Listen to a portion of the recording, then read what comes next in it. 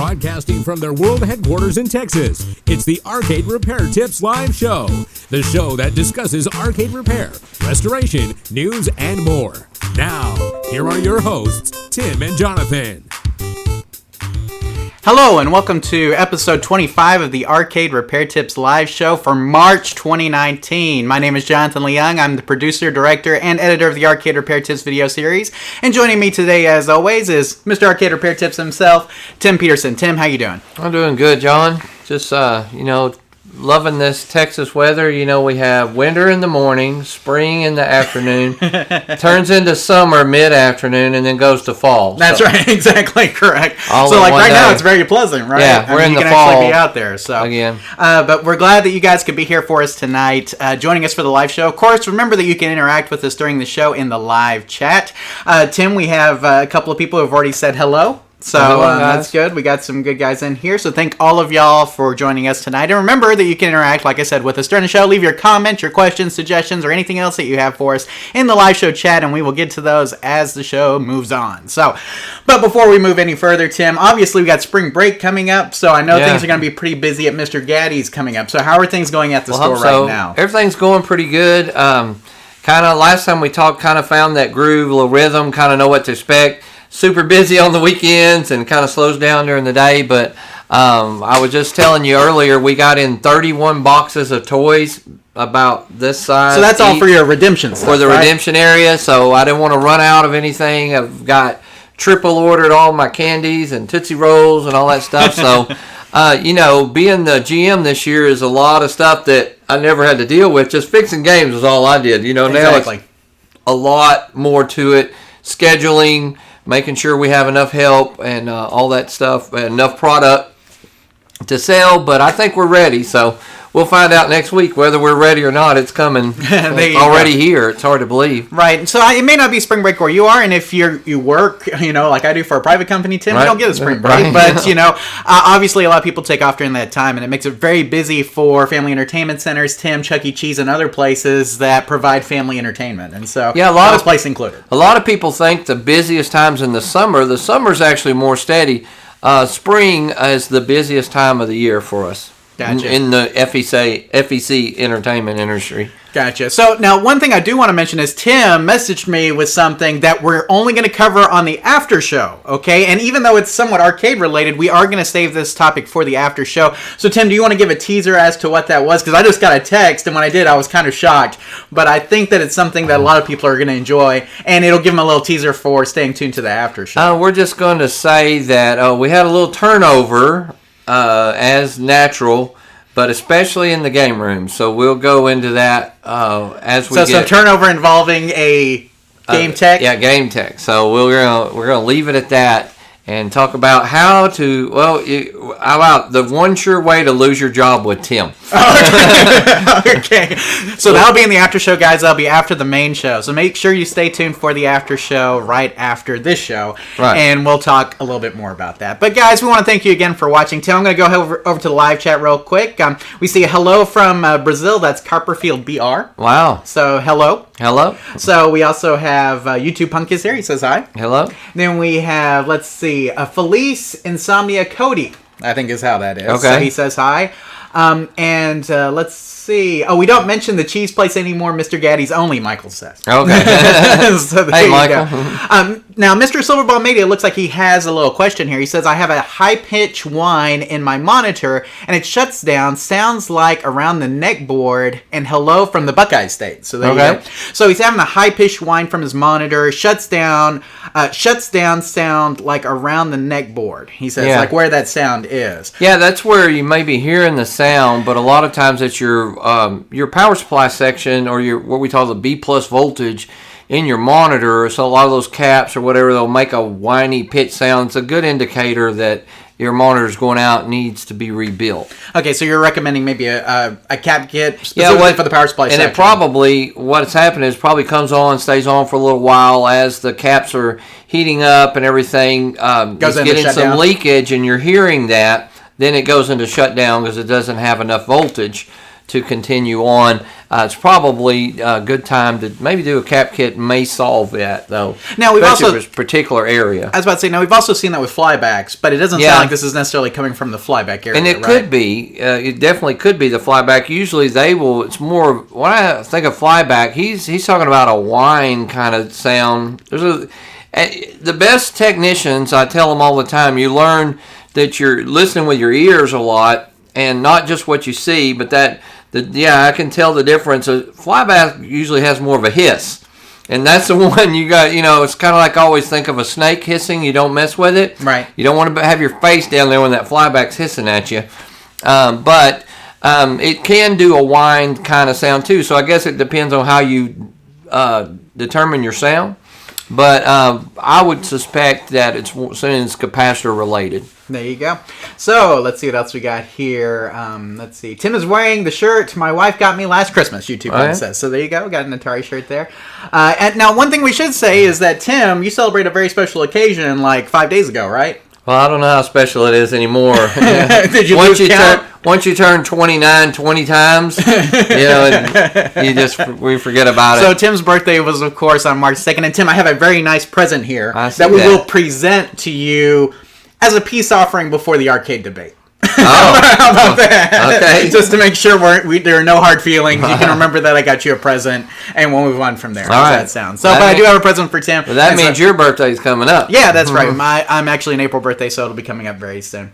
So anyway, Tim, it looks like we have one more here. Felice says, Insomnia Cody says, have you guys worked on arcades with CRT rear projection displays? If so, what are the failures? I find that stuff very neat. So, Tim, obviously you've had a couple of these. You had like Wave Runner, let's see, Star Wars. Yep. And was Star one Wars, that we worked on a lot of times. Most of the times, they're each one, they call them guns. Big lenses in the back. You have a red, green, and a blue. They all have their own little power board, and those would fail, or just like any other monitor board, you'd have to do a cap kit or something on those. Capacitors would fail. Most of the time, it was kind of those little driver boards. Right. But we have had literally, I've heard of lenses going out, stuff like that. The thing about it is that I don't have a ton of experience working on those. If you still have a TV repair shop in your town, a lot of times they worked on a ton of them back in the days, and sometimes they don't even charge that much today to still fix them, right, or to help you troubleshoot them, stuff like that. They do have flybacks and things like that. I think they're attached to that. It's kind of like a flyback. It's not a tube, but it's not, I call it a flyback. It's really not, but they have like a transformer, I guess. That's a high voltage transformer. It's a high voltage transformer. Right. I meant to say it's like a flyback, but it's not. It does look different. Those will go bad also, but usually you can repair those little boards behind your guns, and that would take care of a lot of issues. There you go. So it looks like we've caught up on questions. Mr. Dwayne79's here, and he's still recovering from his surgery, Tim. So it sounds like he's back to work, though. So that's good. Good to hear that you're back to work. That means everything must be good. Greetings from Holland. Wow. So we got a lot of people here tonight, Tim. Golly. So that's, let's see, Messiah's Live. Okay. So there you go. So we want to welcome all of you guys, and thank you guys for joining us tonight. We'll be answering some arcade repair-related questions, and Tim, I guess it's about time to move into those. So all right. Let's go ahead and talk about some of the questions we have for this month, guys. And this first one is from Conspiracy Jobs. Oh, and the outline's not there. There it is. Okay, it took a minute, guys.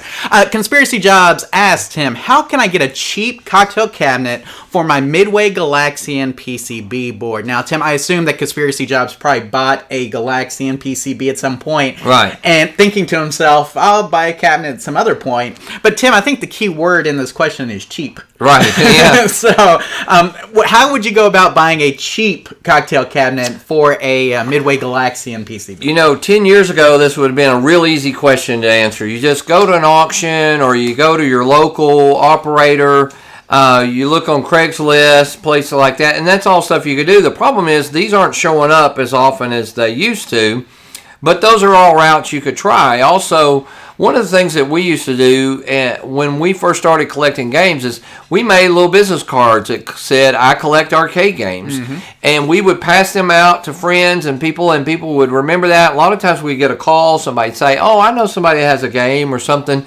So sometimes, kind of like going to a garage sale, you can find those, but pretty rare these days. An arcade auction may be your best bet, but sometimes just the collecting community that's in your area, sometimes if y'all have a Facebook page or you could start one, put that what you're looking for, you're more likely to find something like that these days from another collector that's not going to use it. But, of course, when you say cheap, they're not cheap anymore. A lot of people are holding on to those things. So one of the best things that we can do is we shot a video on is to recommend the kit from Holland Computers that you can actually buy and will work great for your board. I think you have a slide you want to show on that, I'll go ahead Don. and put this up here. So it really depends on how cheap you want to go, right? As you mentioned, or how much money you want to spend. The cheapest route is probably to wait for a broken one to pop up at a for sale group in your area, Tim, like you mentioned, maybe Facebook group or something like that. Craigslist, Let Go, some of those other selling platforms, Tim, that we see a whole lot. That may be the cheapest route to go. Now, you could also try an arcade auction, like you mentioned, Tim. Sometimes arcade auctions will have broken ones that will not be working, and maybe a good way for you to grab one that way as well. And that'd be a good thing to advertise that you don't care if it's working or not. Right. Because a lot of times they'll go a lot cheaper if they're not working or they're gutted. Exactly. And then you also, sometimes, Tim, you may have to drive a little bit of a distance to find what you're looking for if you want it for cheap. Maybe so, you may have to drive outside of your normal area in order to get one for a good price. Let's see. You could also, of course, there are several arcade parts suppliers, Tim, like you mentioned, our Holland Computers cocktail that we did the video on. Of course, Arcade Shop, Tim, still sells those. And you can get just the cabinets for those for about $300. But if you want the whole kit with monitors, joysticks, and everything, you're probably looking more around the $700 to $1,000 range, which is not cheap. Right. I understand. But it does come with brand new parts, which would be a big deal. So it really depends on, kind of which route you want to go and how much money you want to spend as to, how you want to get your cocktail cabinet.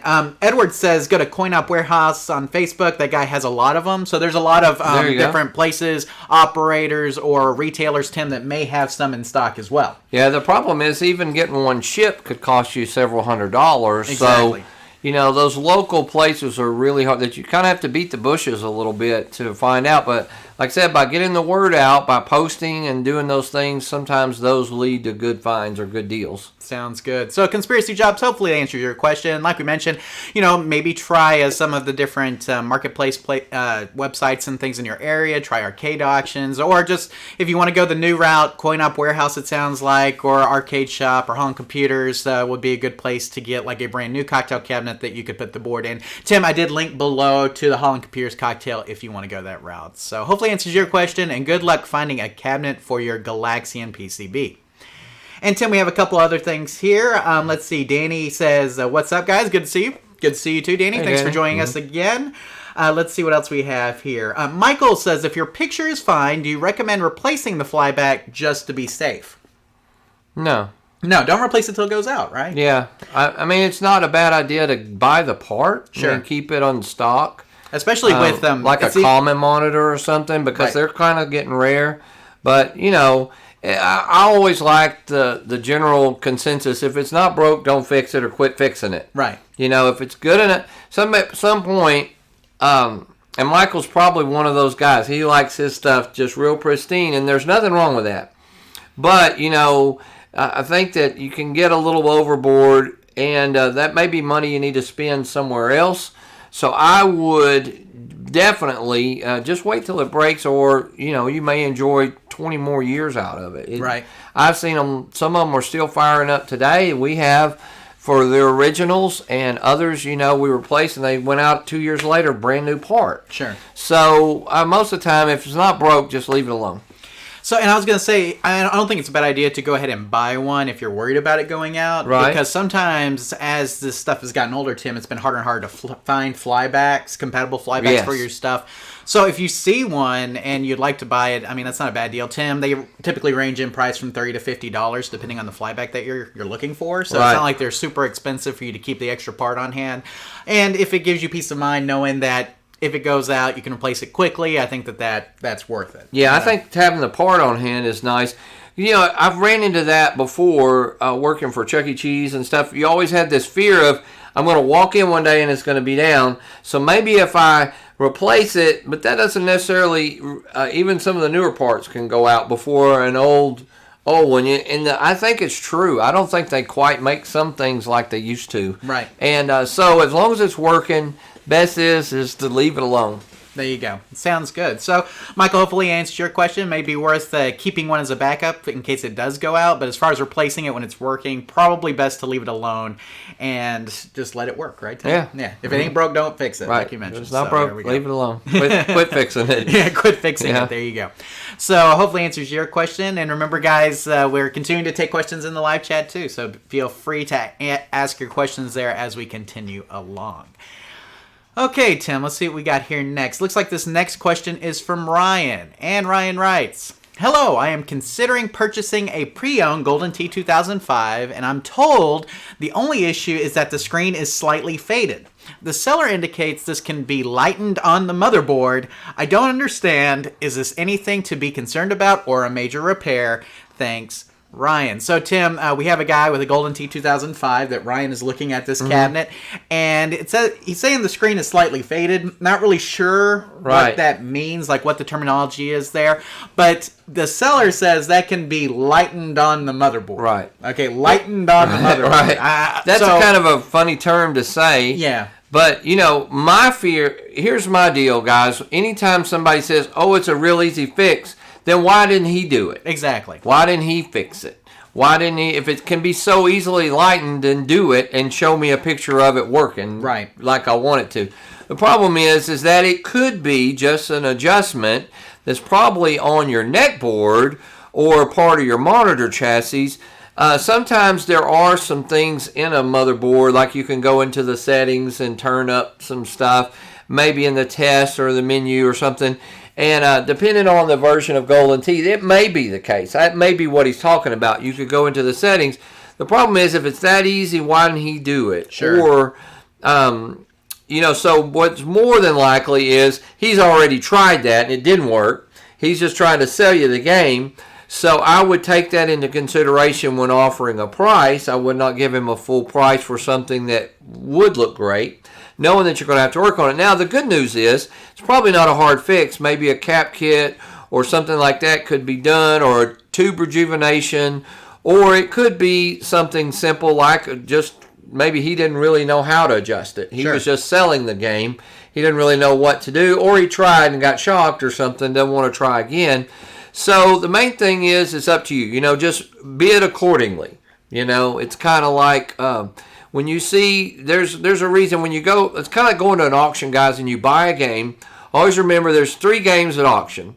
There's the one that they no longer made them money and they're just tired of it and they're just trying to rotate their stock. There's the one that's not working and they've tried everything and it can't be fixed and they don't know how to fix it, so they're getting rid of it.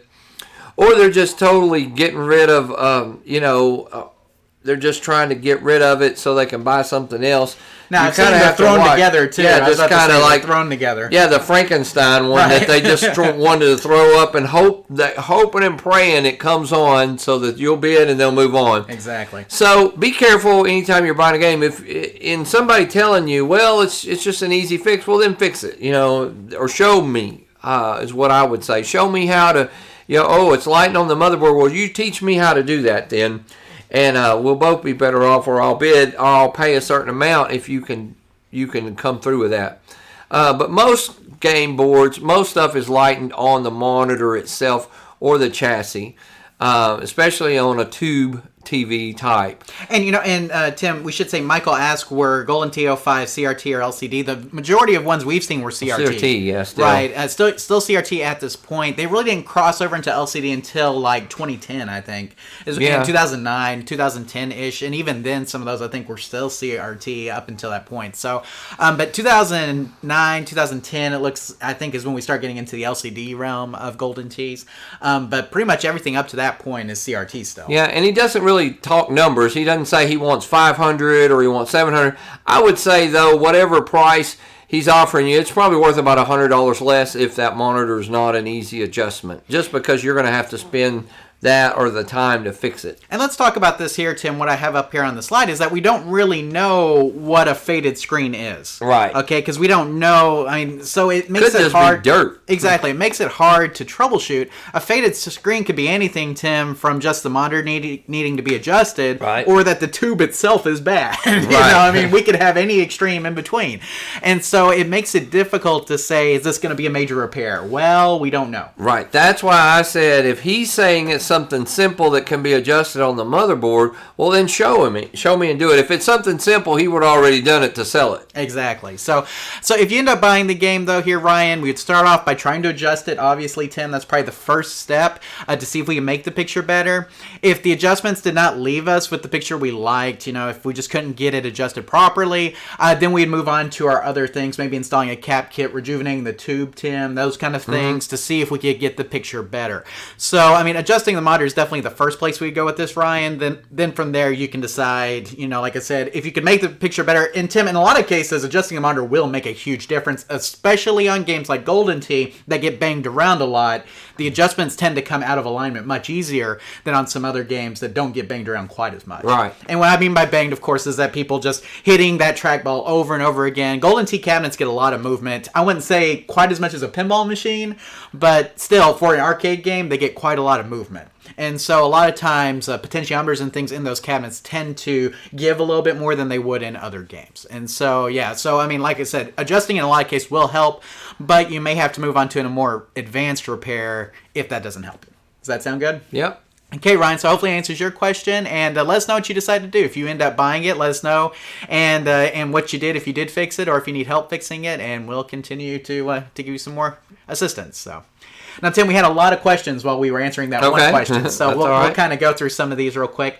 Messiah's Live says, I have a question about my Sega Aero City. How to use the test screen service mode to adjust the screen, etc. There's a service mode knob button inside the cabinet, but it doesn't do much when I switch it on. Now, Messiah's, probably the best thing to do would be to trace the wiring back to your main board to make sure that all the wiring is intact. Right. And that the switch itself is working properly, Tim. You can test switches, of course, by using the continuity test on a multimeter. Right. And so, just making sure that that switch is actually engaging, that you're getting a connection where you're supposed to be, when you're not getting if you're not sure, you can take a piece of wire and just jumper the back of your switch where those two wires are coming in, just temporarily touch one side and then touch the other side and jumper that to see if that is your switch problem. But more than likely it's probably a wiring issue or something going all the way back. You need to find out your pinouts to know where that wire is supposed to go to the motherboard. Right, and another thing to remember is that not all game boards have like a really advanced test mode. Right. Some do not have such an advanced test mode. They may only give you test patterns for video. They may not give you full-on settings. And so it really depends on what kind of game board that you're trying to get into the test mode. Right, and I'm not familiar offhand with that particular game test pattern or anything, but your manual would help you a lot on that too. Exactly. And Tim, I think the Aero City cabinets were kind of, like I said, they're just generic cabinets. I think you can put pretty much any board in, if I remember correctly. And of course, Messiah's Live might be able to. You might be able to tell us more about that. But yeah, in many cases, Tim, when we can't get into the test mode, it's because there's a problem with the switch or the wiring. Right. But like I said, it may be that the board that you're trying may not have a great test mode either. It may just come up with maybe a ROM check and then maybe like a test screen. Maybe so. Just depends. And some of them are kind of like those where you have to turn the switch and turn it off, and as you turn it on, it'll go into test mode, kind of like the 60-in-1 board will do. Correct, exactly. So not all of them will switch immediately. Sometimes you do have to turn it off, engage the switch, turn the power back on, like 10 minutes. Right, or hold the switch button in. Depends on what kind of switch it is. Exactly. Danny says, I just got a Vapor TRX arcade on trade. It works, but the flyback is cracked, so it is really hard to change. Let's see. So is it really hard to change a flyback? I'm kind of new to that. Well, it's not any harder than changing out. It's like a really big capacitor or something. It's just a lot of solder joints on the bottom. You desolder it. If you've done a cap kit, you're 90% ready to do a flyback. I would say do a couple cap kits in your belt first. But yeah, the biggest thing is to desolder and get the old one out of there without tearing up the traces or anything. Now, the nice thing about flybacks is a lot of times that the solder joints are bigger than what you have on like capacitors. Right. And so you can use a desoldering iron in a lot of cases, which gets a little bit hotter and is a little bit better on those bigger traces to get that solder off of there. But Tim, I was going to mention probably the most important thing, make sure you discharge it really well. Right. Even though it's cracked, it may still have electricity and things getting to the tube. So make sure you do a really good discharge before you take the anode cap off and then remove the whole flyback. Because we don't want you to get don't want you to get zapped. But of course, you see the old operator trick for years. I've seen plenty of them work that way. They put a little silicone or like I like goop. Yeah. To put down that crack, as if it works, and you keep that crack from getting wider, opening up. I know a lot of guys would probably scream at me now and like, don't do that, but I've seen plenty of them that work that people have done that. Well, and it's still working. Another thing is it may be hard to find a replacement flyback for your monitor. True. And so your best bet may be to use like a silicone or goop or something to actually cover up or to seal that crack a little bit to hopefully continue to use your flyback and monitor properly. So, like you said, it really depends on what kind of monitor you have. But as far as the actual replacement, Tim, like you said, not that bad at all. It's not that hard. Like I said, now if you've never replaced the capacitor or any kind of circuitry board, I would highly recommend practicing on something else before you jumped into that one. But it's not really any harder. I just say it's a little more pricey. You don't want to mess up on that one. You want to mess up on a $2 cap first. Exactly. Learn how to do that. Also, take good pictures underneath because some of those solder joints will be connected. Yeah, they'll be bridged, and some won't. And then later on, if you don't remember, you'll be like, you can't remember. Take a good picture of what it looks like under there when you go back to solder it. Sounds good. So, Tim, let's move on to stage one. Hello, I have a question regarding candy cabs. I have a lot, and few of them brand new, never been used since the 90s. Do I have to cap? Let's see. Do I have to cap kit all of the cabs? Caps are good. No need to change them after all these years. So I'm not sure. I think he's asking, does he have to install, or does he need to install cap kits on them? That was kind of like what we talked about earlier. As long as the picture looks good and they're fine, they should be okay. Right. Now we have talked about this several times that there was a period, late 90s, early 2000s, where there were a lot of bad caps sold. A lot of things were really coming out, and so they, as long as it's looking good, as long as it's working good, leave it alone. There you go. If it's not broke, quit fixing it. Action 76 says, I have an upright Cruising USA with a bad transformer. It does nothing when you turn on the machine and the fuses are good. Can these be repaired, or when they die, are they done for? No, a Cruising has a power supply. Just you say a transformer, it has a power supply just like most video games do. And so... yes, I mean, you definitely can replace it. Now, it may have a transformer in there that's converting it, like if it was in Europe or something, right, back to that. You can actually bypass that and go straight to the power supply. Okay. Because most of the time, that's what those are doing in there. Or unless he's talking about like an isolation transformer, which it may need if it's an older, it is a Cruising USA, so it may need it. Those generally don't go bad very often. We've talked about that before. But I would definitely check your power supply first. Well, another thing is that if the isolation transformer does go bad, you can get new ones. I mean, they do still sell them. Arcade Shop, other places sell them. So, but like Tim mentioned, isolation transformers very rarely go bad. So more than likely, it's a power supply issue. And Tim, a lot of times, Cruising USA uses that what we call ATX style power supply. I've seen both. I've seen the linear type and those. Or the regular like standard switcher. And so, what you want to make sure is that power supply is putting out good voltage to your board. Yeah, check your power supply first, unless that's what you're calling the transformer, and that's okay. What we're talking about is the switching power supply inside that. But I liked your mention, Tim, that if it came from a different country, you may have a step down, like a 220 down to, or a 110. It may have that in there. Okay.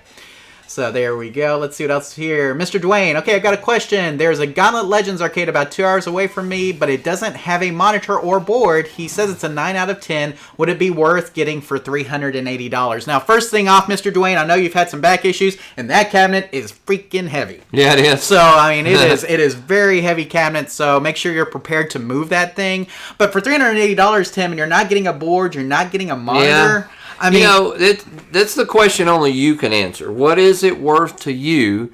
how, if that's your grail of a game, I haven't seen one in a while. They're not just popping up all over Craigslist or at auctions. But I would definitely try to go down a little bit, because you got to figure what it's going to cost you to get a board and get a monitor.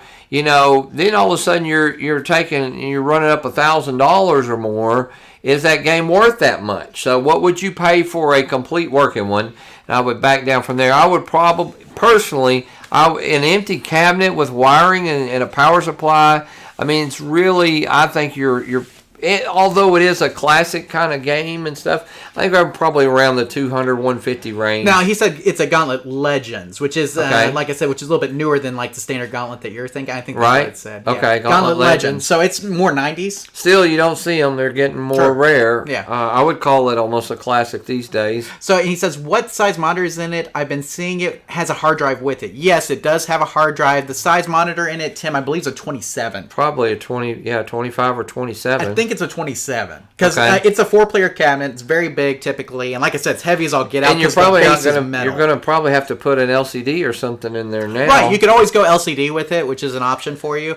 But you can still get 27-inch CRTs. Those are still available to have. Still seems kind of expensive, and that's just my opinion. Everybody in the chat room can agree or disagree. Maybe y'all will chime in. What do you think? So what's a little high. I'm thinking $150 to $200. Okay. For an empty cabinet, and that's high for me. Right. I was just saying that if I really wanted that game and everything else was there, all the wiring, and the rest of it better be pretty pristine for me to go that high. Generally, on an empty cabinet like that, no monitors, I'm in $50 or $100 range. Right, but, sure. Each his own. Exactly. So, Michael, okay, so there's a color test pattern generator that's universal with WG and Sanyo Easy and others. Yes, there is. There is a test pattern generator that you can get. And Crafty Mech, I think, makes one. I don't know if that one's compatible with everything, but I'm pretty sure it is. Right. But they make that cool little test pattern generator that you can get. So if that's what you're saying. Let's see. JR says, hey, what's up, guys? Finally got the potch changed in my Indy 500, but I can't get the steering calibrated to be centered correctly. Any tips on doing this easily? So remember last time he had the Indy 500 that had the issues with the pots. So he's having a hard time getting it centered or calibrated. Any tips on that, Tim? A tip that I will give you is it matters a lot. There's a stem that comes off the pot, right? Yes. You got to make sure that is in the middle before you install it. So, in other words, turn it all the way left, all the way right. Okay, this is center. Now I'm going to make sure my steering wheel is center. Then I'm going to install it. Then I'll put the gear and everything else on it. If you turn that, it's, you know what I'm saying, you got to get that. You need to get it pretty well centered. You need to get that pretty centered to your center. Either that or all the way to the left or all the way to the right. However you install it, it needs to be kind of... And so what I used to do when I really was kind of a novice, I didn't pay any attention to that. I just put it in there. And I never could get it quite right because I never started quite right.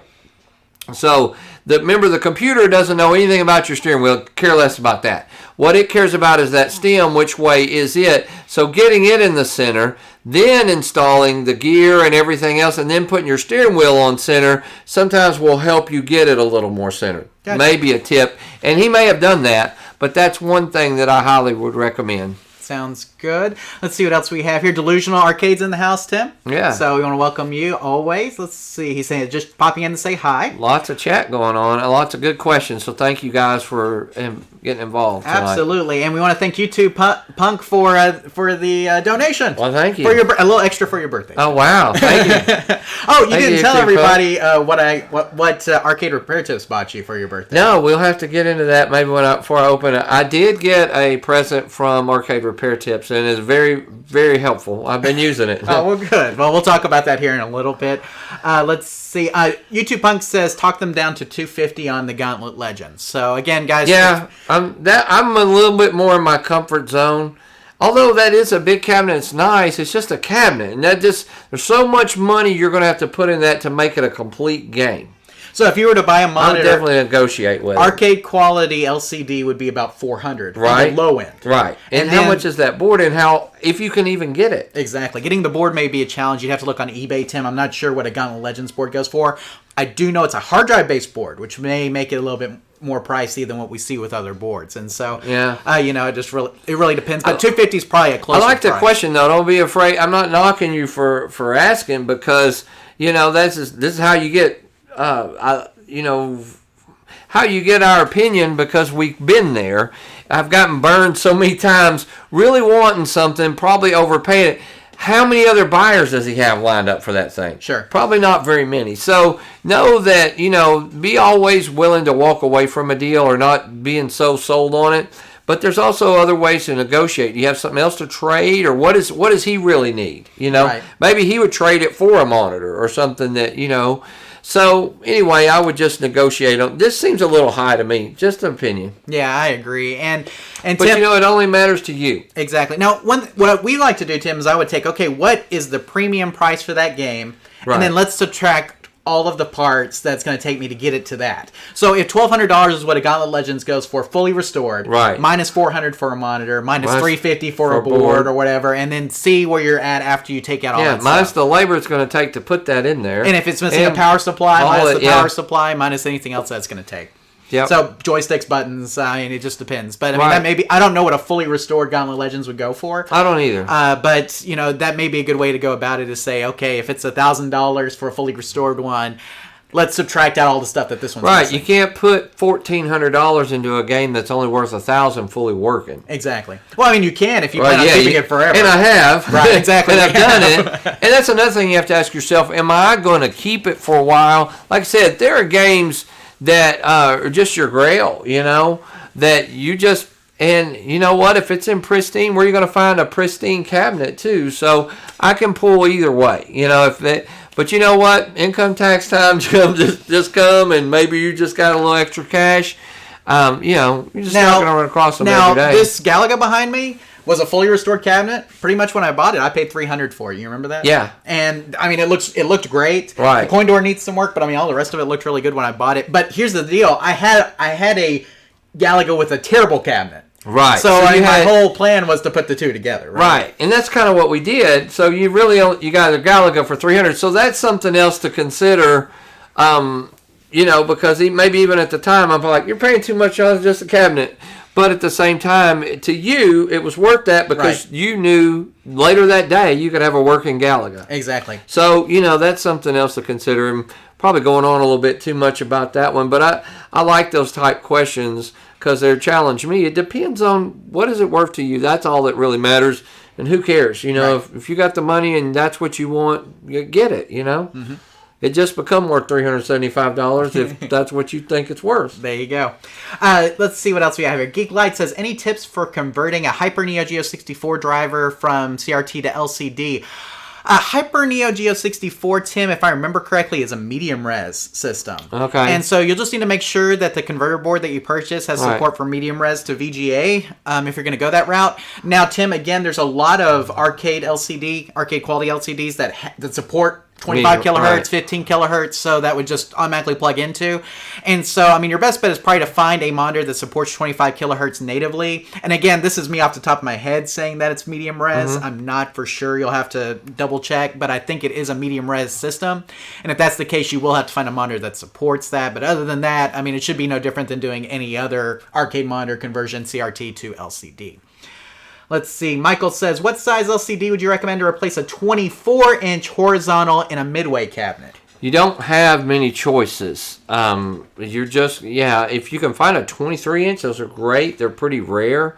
What you generally find is a 26-inch. Yeah, I was about to say 26 or 27. Yeah. It's more what you find. And the 26-inch can be converted. You're just going to have to make a bezel. I've done plenty. I've done it in a cruising and stuff, and they look really good. If you get the bezel and everything, and whether you make your own or buy it from HAP, there's plenty of conversion kits and stuff available now. That's what you're going to have to go with. You don't really get a lot of choices unless you go with go online and find a square type computer monitor, but then you're kind of defeating the purpose there too. You just get arcade quality, you're going to get a 26-inch. Danny, is it better to have a flash drive than a hard drive? Is there benefits to changing it out? Yes, so flash drives are faster. Yes. Okay, they are very and they don't fail nearly as often because there's no mechanical pieces. So in a traditional hard drive, you've got disk and spindles that spin in there. Okay, inside you have physical spindles that read these little drive disks. If you've ever opened up a hard drive, you'll see that. Yeah. Okay, so that physical movement though over time wears. Okay, because that's what happens with all physical movement. Okay, but in a flash drive, there's no physical movement. It's all stored on chips. And so because there's no physical movement, it lasts longer and it also loads faster because it doesn't have to worry about all of the reading, all these disks and everything like that. Right. And so yes, flash drives are faster and typically will be more reliable for a longer amount of time. Let's see. Easy to fix, too. Oh yeah, it makes it easy. So let's see. FC says, hey guys, I have a 2005 Golden Tee with 2005 Silver Strike Bowling with a switcher. All of a sudden, no video on bowling, but still have video on Golden Tee. Any ideas? So is this switcher, I assume this is not the dual board. It sounds like this is a switch type system. You got two boards in there. That's what we need to know. Is it two boards or is it one board that doesn't play? It sounds like it's two boards with a switcher. I think so. It switches over and plays. That's the case. You need to check the wiring going to that board. Make sure or switch your boards. Right, and see if it's a connector. If it's a connector or the wiring, that would be one way to tell. If no matter what, it follows the board, then you got a board issue. Right. So I think that's a good way. Try swapping the boards. See if the problem follows the board or if the Silver Strike comes up. And if it doesn't, then you could have a board issue. Tim, obviously those have usually video cards on them that sometimes will go bad. So you may have to replace that or other parts on that board. Let's see what else we have here. Joe! Hey, Joe Rivera. Hey, Joe. Says, hey guys, is Art going to this year's Pinball Fest? No, because spring break. Yeah. Right? Yeah, I cannot get off that weekend. I wish I could. Not this year. Yeah, maybe next year. Too busy. Let's see. JR's Vintage Toys and More. A few months back, I got a non-working 4-player John Elway quarterback club for $50. Everything was there. Put in a new power supply and let's see. And bam, it was looking great and working. So there you go. That's awesome. I love hearing stories like that. We love hearing stories about easy fixes. Oh, yeah. Because easy fixes are the best kind of fixes. Right. Because you didn't have to put the effort into them. Good long fixes are good too. They're rewarding in different ways, right? But it just depends. Easy fixes are nice. So for $50, you got a working game. Always a great story to hear. Let's see what else. He says it was a Craigslist find, Tim. Oh, nice. So there you go. That's it. One board for GT and one CPU for bowling is what he says. So I think he's saying that there's one for Golden Tee and one for bowling. Okay. So I think I'm with you, Tim, here. If he's using the switcher, then it could be that it could be a couple of things. One, it could be the switcher itself, like you said, that one connector on the switcher, or it could be the board. And if you swap the positions on the switcher, maybe that would tell you whether or not it was the board or the switcher. Yeah, maybe so. So, okay, Tim. Whew. Man, a lot of questions. We got through those pretty quickly, though, I think, considering all of them. Great questions tonight, guys. We love getting the questions from the live chat. Tim, I think we're caught up. All right, poor Joe been out there watching and waiting for. I know, we got Joe's question here, and so, Tim, let's go ahead and move on to that real quick. So, Joe says, hello, I've got a couple of questions for you that you may be able to answer for me. I have a Capcom bowling game in a dedicated cabinet with 3 buttons, a trackball, and a vertically oriented monitor. I wanted to get a multi-game JAMA board, but I'm having trouble finding games that will work with this setup. Do you have any game suggestions, or would it be somewhat simple to add a joystick and more buttons? I'm pretty new to the arcade world, but I'm relatively handy, and if it's not something that would get incredibly complicated, I'd be willing to look into adding buttons and a joystick. Now he continues on here, Tim. Also, I have a street football game in a Bally Sente SAC-1 cabinet. I had read somewhere that this cabinet is desirable to collectors and can also allow you to switch out games, but I'm having trouble finding anything more about this. Are either of these statements true? My trackballs on this one need some work, but honestly, I wouldn't mind selling it if I can't find a way to fix this or find other games to switch out. Thank you for your help, Joe. So, Tim, we have 2 questions here from Joe. The first one, let's go ahead and take the first one. Okay. He has a Capcom bowling game that has a 3-button setup, Tim. Right. And a trackball and a vertically mounted monitor. Right. So the thing is that it doesn't have a joystick. Right. So he's wondering, what are his options for multi-game boards if he wants to do that, or is he better off installing a joystick? Most multi-game boards don't have a lot of games that use a trackball.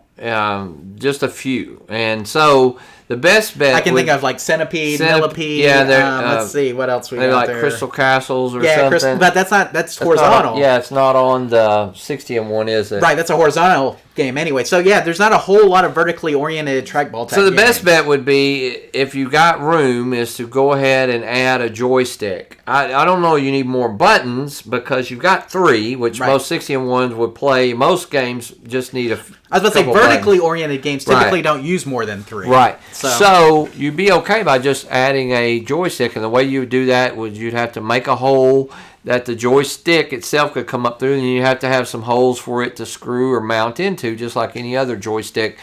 You're just going to have see how your control panel is laid out and make room for that, or it would almost be worth replacing the trackball with a joystick, because there's so many other games that you can play. But that involves a little bit more, covering up a hole, doing all that kind of stuff. Or you could make a new control panel or have one made for you. But I would recommend it. Joystick doesn't take up a lot of room. It really doesn't. You get a skinny joystick or something, whatever you're comfortable with. I think that you could probably add that on, and that's what I would do. Okay, so the second question, Tim, I find is more interesting about the it's a street football, but it's the Bally Sente SAC1 system. Which he's right. It said desirable by collectors. Yes, you are correct. Right. So somebody would really like to have that. So what do you know about that system? It's kind of like, if I remember, it's like a cartridge base. Kind of think of it like an old Atari, where you put a cartridge in or something, or like a Neo Geo or something. Where I think the cartridges, though, they look kind of like they're just circuit boards. Yeah, circuit boards. Right. They have the ROMs on them, basically. Right. And they're a lot. And I don't remember how big. I think they're pretty big. They're pretty big. And so the main thing is yes, there are collectors. If you don't really care much about it, somebody would. So I would leave it alone. Let somebody that really likes that. I mean, you should be able to pick up those games occasionally, but probably pretty rare these days.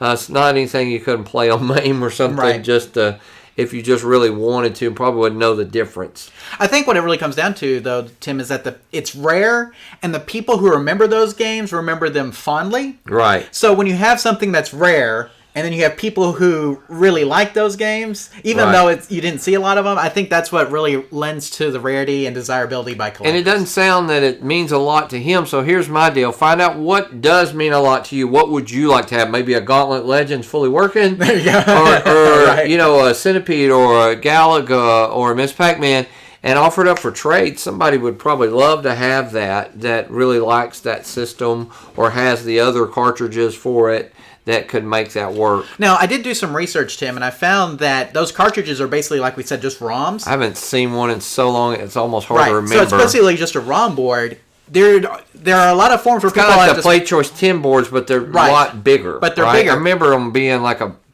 kind of heavy, kind of like an 8-track. It was like a big thing. So people have said that you may just be able to burn new ROMs, and then replace them on your board and play different games. Okay. So you may not have to find another board necessarily. That would be cool. You may just be able to pull the ROMs off of the board you currently have, replace them with some other ROMs, and it'll work. Right. So apparently there's 2 different versions of the cartridges that have different number of ROMs. Right. But the games were produced for both. So you just need to make sure you get the set that matches the number of ROMs that you have. My deal is that if you're it's basically game ROMs you're putting on a board, it's not really much difference in MAME. Sure, that's true.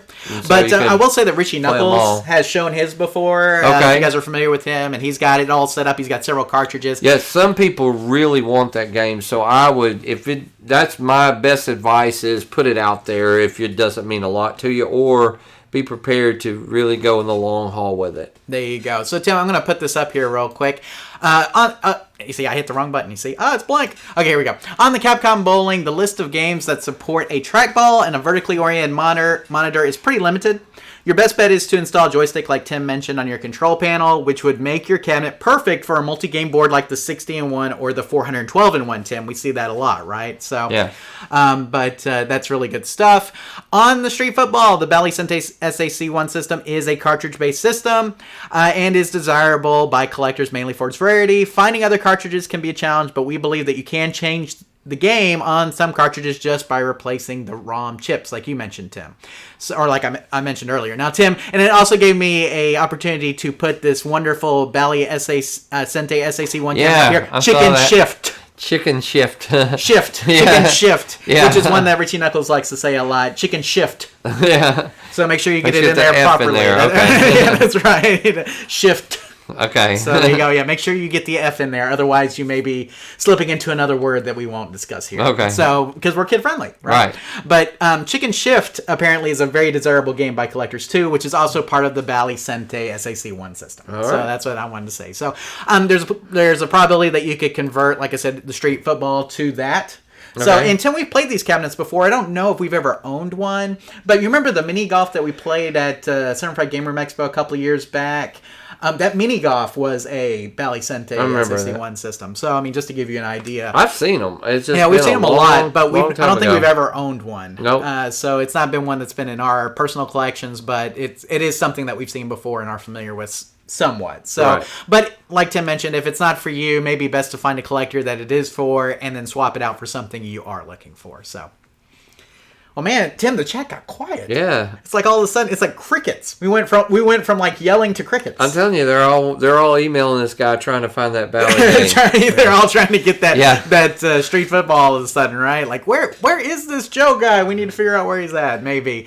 So, but remember, guys, you can interact with us during the show in the live chat. Tim, maybe we just answered all the questions. Maybe so. That's it. I don't We know. knocked them all out. There we go. But we're always up for more. So please leave more questions if you wish. So, Go to the next one. I like this name. yeah. Oh, you like the name? See if you say this one without smiling. Okay, question from Giant Hairy Asian. Do you ever deal with connecting a GBS 8100 to an arcade? So, Tim, the GBS 8100 is a little bit different than the GBS 8200. Okay. Okay, the 8200 is the one that we're probably more familiar with, that converts CGA to VGA, or Right. converts standard resolution to VGA. This does the opposite. This converts VGA to a 15 kilohertz standard resolution signal. Ah. And so, Tim, we have dealt with connecting these before. And, Tim, I think they're really good for people who are doing MAME cabinets. Okay. Because you can take a PC, okay, and then convert it to standard resolution or use on an arcade monitor. Gotcha. So instead of using a arcade VGA or using soft 15 kilohertz program, something like that, to convert your computer signal over to 15 kilohertz, this board would actually do it for you. Right.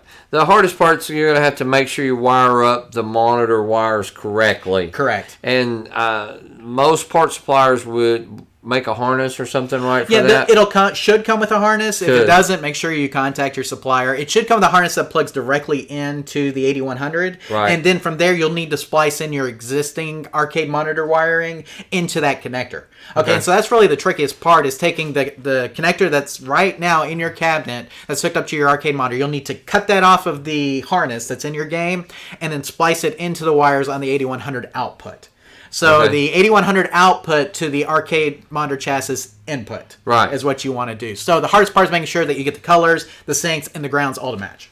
So as long as you do that, you should be in good shape, though. And Tim, I'll go ahead and throw up the slide. I think you pretty much answered that one, John. There you go. Good Well, job. I mean, I have a lot. We've Yeah, done a lot of you have video experience converter on it, things. yeah. So, yes, we have discussed this in the past. The GBS 8100 is a video converter board that allows you to take VGA and converts it to use with an arcade monitor. Of course, this is a great tool for people who are trying to build emulator-based cabinets, like we mentioned, Tim, like MAME. The hardest part of using this board is making sure that you wire up the output to the arcade monitor correctly. Most parts suppliers should ship the board with the output adapter that you can splice into your existing monitor chassis input wiring. Make sure you get this. So, Tim, if you order this board and it doesn't come with that little harness that plugs in, and Tim, if you look, in fact, I'll throw this back up, the upper left-hand corner, you'll see that output right there. You need to make sure that you have something that connects right there, because that's what you're going to use to connect to the input wires of your monitor chassis, okay? So that's what you're looking for. So, yes, it's very easy to do. Should be easy for you to do it. But, Tim, this is a great way for you to make your own main cabinet. Right. It makes it very easy for you to convert that PC signal over to something your arcade monitor likes. What do these boards cost in general price, John? Same price as the 8200, so you're looking about $30, $40. Wow. I mean, maybe more or less, depending on Or where was you this buy. around when we were building main cabinets? Oh, right? I know. That would have been super easy. I mean, I remember the first time we hooked up a computer to an arcade monitor, and the screen was all wild and flipping. I was like, "What in the world did we do? What's wrong?" Right. I didn't realize you just couldn't hook it up. Right. And so obviously this is something that being able to convert the signal is very handy, Tim. There's a lot of different ways to accomplish this. You can accomplish this through software, like soft 15 kilohertz. You can accomplish this through a video card. So such as the Arcade VGA, Tim. Right. There are other video cards that do that, or through a video converter board like this one. So, okay, Tim. Danny has another question. He says, I just put a 16-1 upright together, and it's set up for 2 players. It loads up fine, but I can't control anything. It's like it's detecting a trackball. So I guess he's got 2 joysticks side by side, and he's saying that he can't control anything. Okay. So I guess it's not letting him boot up. I mean, I guess it's booting up, but he's not able to select a game or get into the menu or use any of the controls. It's almost like it's locked up. Uh-huh. So. Well, there is, it's on a 60-1, right? Yes. Okay, so basically, he can go into his test mode and test his switches. He may have something just hooked up. Like you might have did this before with 2 joysticks. This is where I'm going with this. Like you hook up the player 1 right to the player 2 left or something, where you're kind of, or instead of hooking up the player 1 left, you hooked up player 1 left and player 2 on the right on the wrong joystick or something, and it would really do some weird stuff. So you have to. I would check your wiring and make sure that everybody's going to where it's supposed to. And Tim, I think we've seen this issue with like grounding issues, making sure that you have the grounds where they go. If you have an extra ground, like Tim, typically the end of the JAMA harness, there's 2 grounds, and I can't remember if the 61 wants both grounds or if it only wants one set of grounds. Right. But if you had that extra set of grounds hooked up, it could be something like right. that that's causing it not to work. Every joystick has a switch, right? Right. And if you hook up one to the normally closed, and it's closed going left, and then you hook up something going to normally closed going right or something, it's just going to go really crazy. We had a problem with the Pac-Man. It took me forever to figure out. I'm like, oh, well, all it was one of the switches was wrong. So I definitely probably feel like it's in a wiring issue somewhere. Right. So broken daisy chains, Tim, can also account for this. If you've got a broken daisy chain on your ground, obviously anything past that break will not work. Tim, a lot of people don't realize this is the way we like to wire up cabinets, is everything before the key, pin 7, we hook to the power supply. Right. So every bit of those grounds we hook to the power supply, and then the grounds at the end of the JAMA harness. Yeah. So 27, 28, 28. Right. Those at the end. Those 2 at the end we hook to the controls. Right. Okay. So that's kind of like our input and our output. Okay. And so if you're trying to wire up the grounds from the first 7 pins or first 6 pins, if you're trying to hook those grounds up to your control panel, make sure that they are also making a connection back to your power supply. Because if they're not, then you're not getting a consistent ground all the way up to your controls. All right. And so, you know what I'm saying, Tim? Does that make sense? So, like, if you're hooking that up and it's supposed to go down to the power supply, but what I would do is check the continuity between the common on your power supply and the common that you're using for your control panel. I hope that helps, Danny. We both feel like it's probably a wiring issue somewhere. There you go. So, YouTube Punk says, when will the next video drop? So, funny thing, I actually finished one. We finished it because we recorded an extra little shot. Reshot. We reshot one part of it. Yeah, we had a little reshoot that we did. I finished it, Tim, but I'm having some audio sync issues with the editing software because we did this video totally differently than we did the other videos we've ever done. And I don't want to spoil that. The way we did it, we did it differently, and so in definitely doing it, different. Yeah, you see, Tim knows. So we did it differently. So in doing it differently, it caused some audio sync issues, which I think I can solve. And once we do that, which I don't think we'll ever do it that way again. Never again. It's not our style. Not our style. Right. But it will be. I am going to get it out there though at some point. We'll fix the audio sync issues. We're very close. Right, exactly. We're close. There you go. So we shot another video while we were doing that too. We did. I'm not going to spoil that one. But anyway, okay. So are we good? We're good. Good. Okay, we've got, let's see, we got a couple more here, and the next one is from Roland. Tim, I like this one. Okay. He says, hello, I installed a 16-1 into a GA Plus or GA Plus cabinet with all new controls and buttons. The controls only work with GA Plus board plugged in and not with the 16-1 board plugged in. I had to use an adapter between the GA Plus cabinet plug and the 16-1 board, but I'm not sure if it has anything to do with it. Do I need some kind of jumper for the controls? Any help would be appreciated. Thanks, Roland. Now, Tim, so he's got a GA Plus, okay, which is Galaga Plus board, and he's trying to put a 61 in it. Now, this is wired apparently for GA Plus, this midway style wiring. Okay, it is wired for that, but which is not JAMA. That's where we're going to start, is to know that is not a JAMA. It's wired up just like Galaga. Exactly correct. And so what what he's doing is he's putting an adapter between it and Right. then putting the 61 board And on it that. works, but It comes up, right. but he can't control Control it. anything. So what do you think's going on here with Roland's board or adapter or what? Right. Well, the problem is that it's not wired JAMA, so he has to have the adapter or have his gap. We say gapless back in the day, Johnson. Yeah, but some I was about people to say- may call it gapless, but Or I remember gapless most or guys called it gapless. gapless. Gapless. But to JAMA adapter, so what's happening there is there are a couple things you should check. That the adapter itself, make sure that the wire, some wire didn't come broken off, because what it does is kind of jumper over and make your wires go where they're supposed to. It reroutes everything. It reroutes everything. Right. Make sure that you're coming up, you're not in free play mode and that kind of stuff. But that's unlocking the games, everything is set up.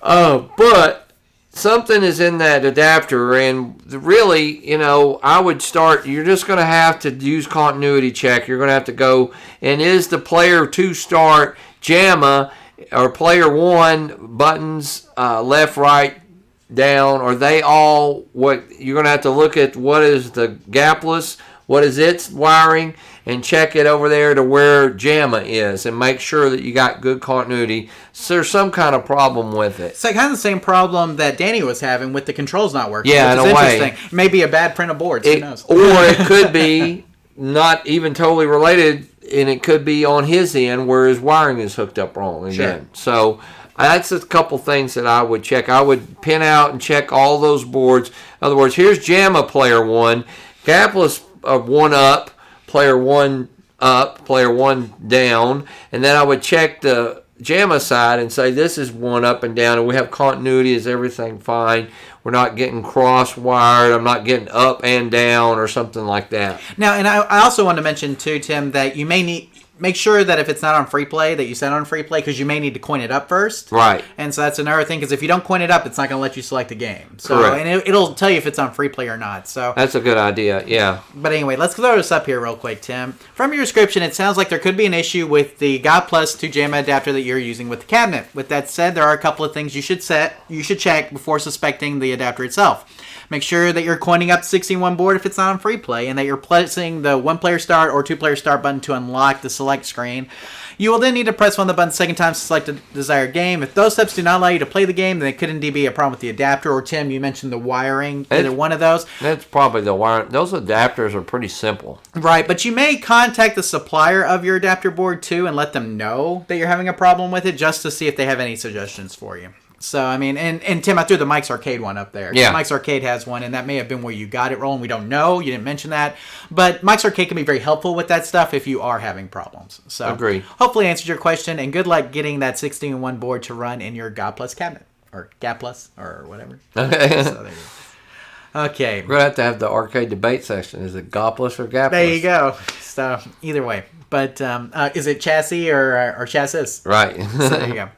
Okay, guys, the next question we have is from James. And James says, I have a Space Invaders arcade game that was modded. It has over 60 games on it.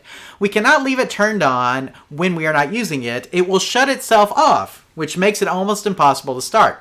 Also, when it is off and we try to turn it back on, it sometimes starts right away, and other times we have to push the on and off button dozens of times till it will finally start. The green light under the cabinet will flash when we push it on, but then go off. Once the green light stays lit, the game will stay on. Sometimes it doesn't turn on at all, so we stop trying.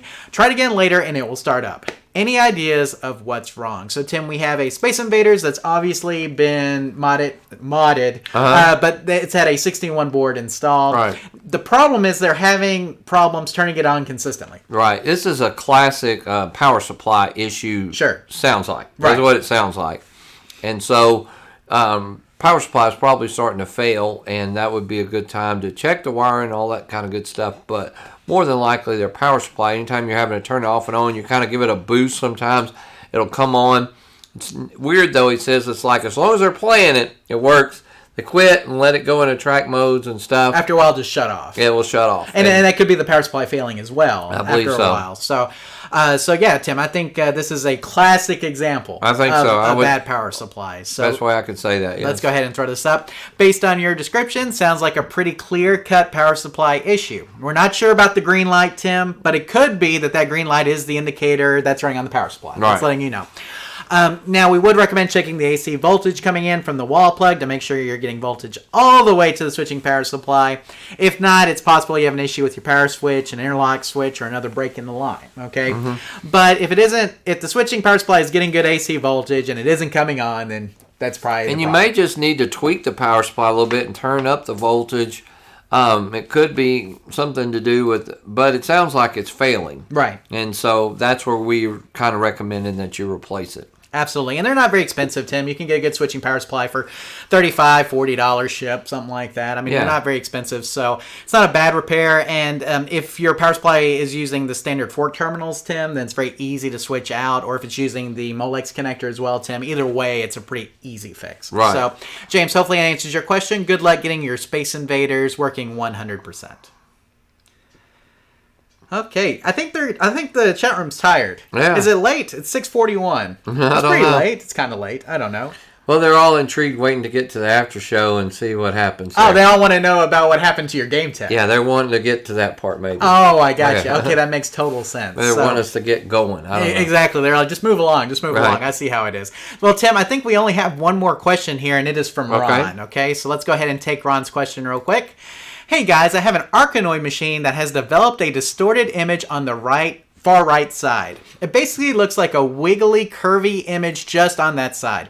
I am no mechanical guru, but would appreciate any advice about what might be causing this, and if it is something a reasonably handy person might be able to correct. I am attaching a couple of images of the phenomenon and the inside of my cabinet for general reference. Thanks, Ron in Canton, Ohio. So, Tim, I'm going to show the pictures real quick. And I think as soon as you see these pictures and this chassis you're going to know exactly what the problem is. Right. That's looks like a G07 chassis, and that looks like a G07 chassis curl. There you go. So, absolutely. So, he needs to do a sync mod to it. Exactly. I was about to say, this is pretty classic, guys. For those of you guys who have Electro-Home G07 monitors and you're trying to use newer boards you'll with them. see this a lot on a Pac-Man or a Miss Pac-Man more than an Arkanoid maybe, but I've seen this on hundreds of Pac-Mans and Miss Pac-Man. Sure. So, but yes, this is a classic G07 curl, Tim. Yeah. You're right, and the sync mod is what we're going to recommend. And Tim, I'll go ahead and throw up the slide here. From your description and your pictures, it looks like you are experiencing the infamous G07 sync curl issue. Your best bet to eliminate the curl is to install the Electro-Home G07 sync mod that the real Bob Roberts discusses on his webpage. And Tim, we have the link, and it's also in the show notes below if you guys want to see that. Just a couple of notes, Tim. The sync mod is only needed if your board is using negative sync. Right. So, a lot of old games, like early 80s games, Tim, use positive sync. Right. Don't need you don't need the sync mod for positive sync games.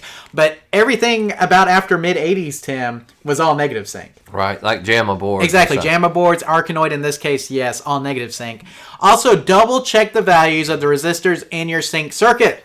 Okay? Because, Tim, they would throw just pretty much anything in there. I think so. Okay, and so you need to make sure that you've got what matches the schematic. Okay, so you can get the schematic online for the Electro-Home G07. It's very easy to find. Make sure that you put the values of the resistors from the schematic in your chassis. Don't put the ones that were there. Okay, because the schematic is right, your chassis may be wrong, and that's what it comes down to. So, Tim, and if you guys haven't checked out that page from the real Bob Roberts on the sync mod, and you have an Electro-Home or ever worked with them, you definitely should check out that page. Yes. Because it goes a really long way to telling you exactly how to deal with that issue. So, okay, Tim, let's see what else we got here. Michael says, was Polybius, I always forget, I can never say it. Was it real or not? Yeah. Yes, it was real? Did you play it? I don't remember. I thought it was. Where did we see one? It's been made into a real game, right? By Jeff Mentor, the same guy who did Tempest 2000 and some other games. But the original arcade version is a big. It's a big.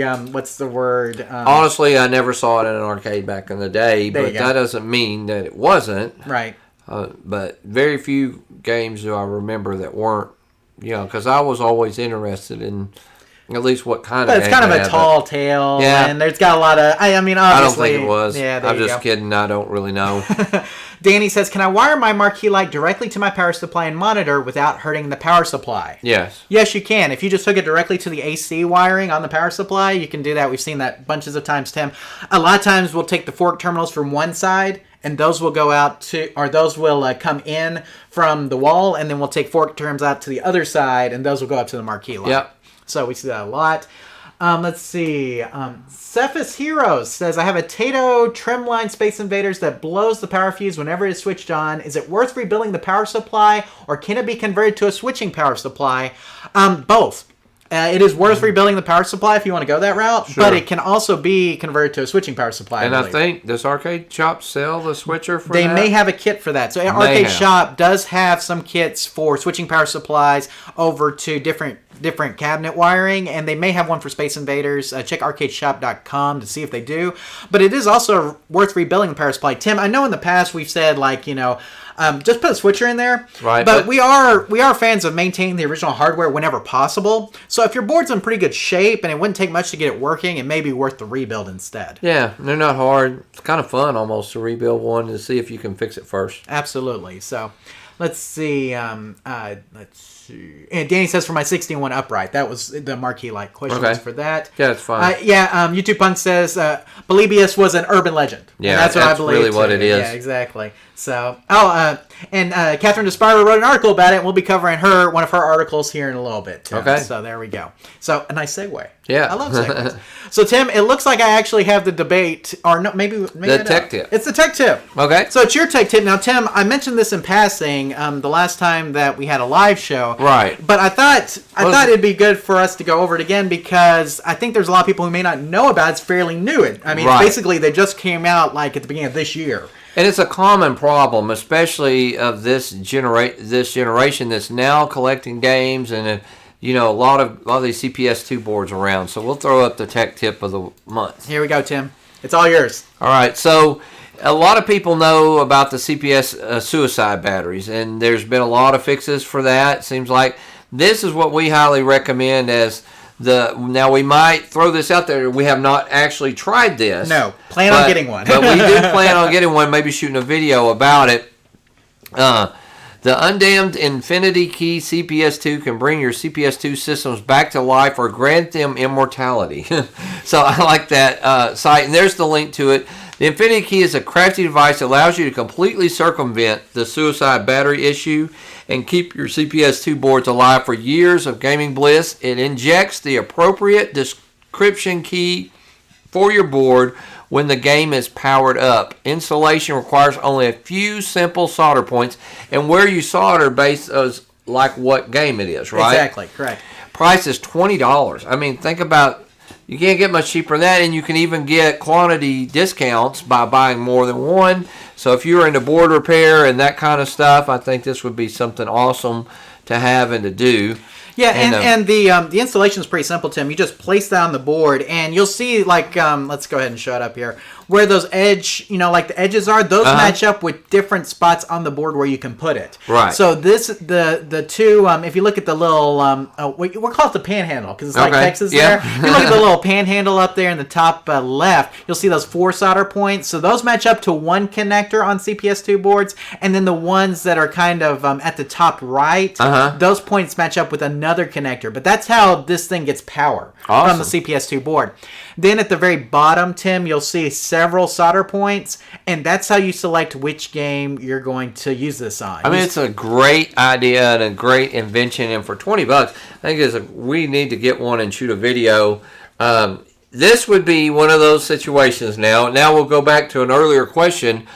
Okay, do I recommend doing this before your game dies? Yes. Yes. This would be something if you got a CPS2 game that you have and you like and you want to keep, before it dies, I would go ahead and do this mod and just be done with it. Sure. So in the past, what we had to do in order to get around this was you had to burn decrypted ROMs for the game that you had. Right. So you actually had to order like a set of ROMs or burn your ROMs, and you had to burn your ROM chips and then replace the ROM chips on the board with the decrypted version for that particular game.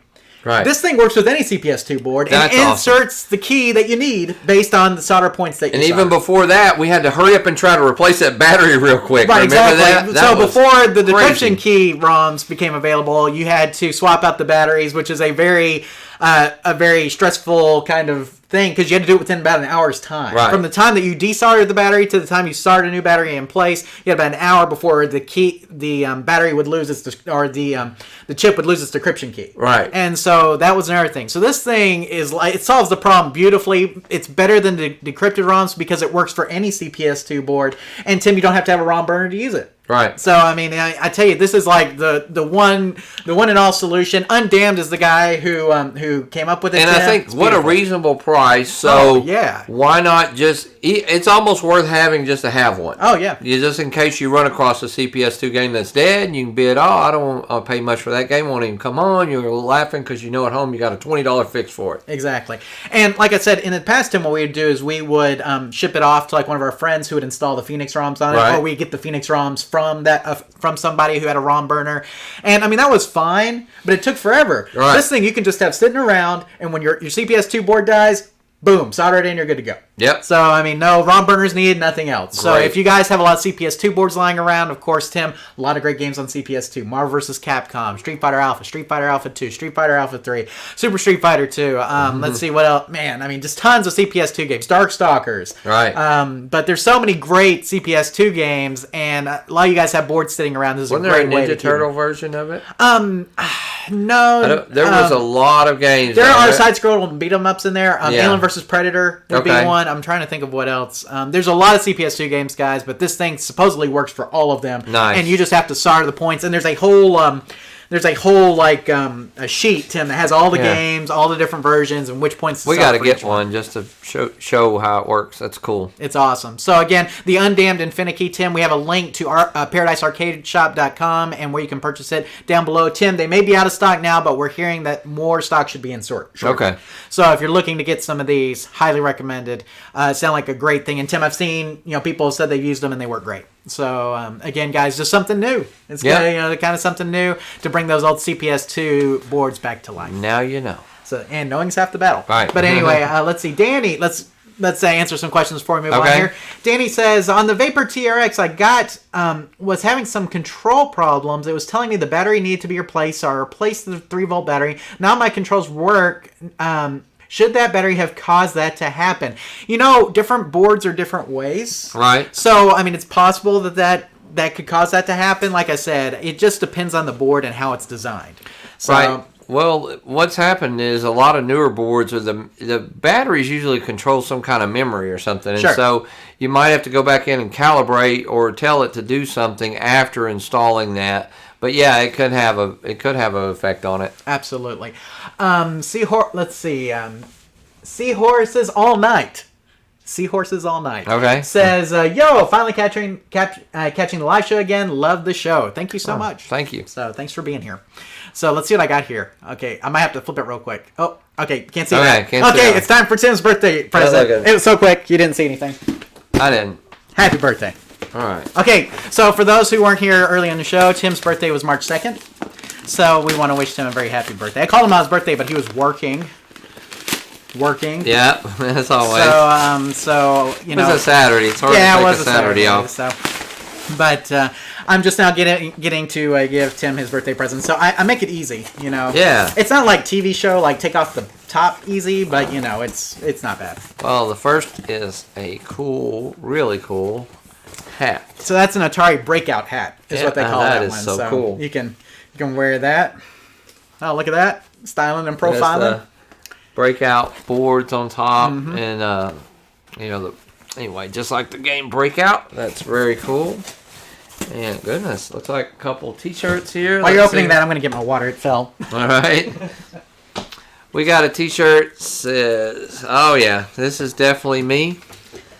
The kids at work would laugh when they see me on my off days. I'll come up.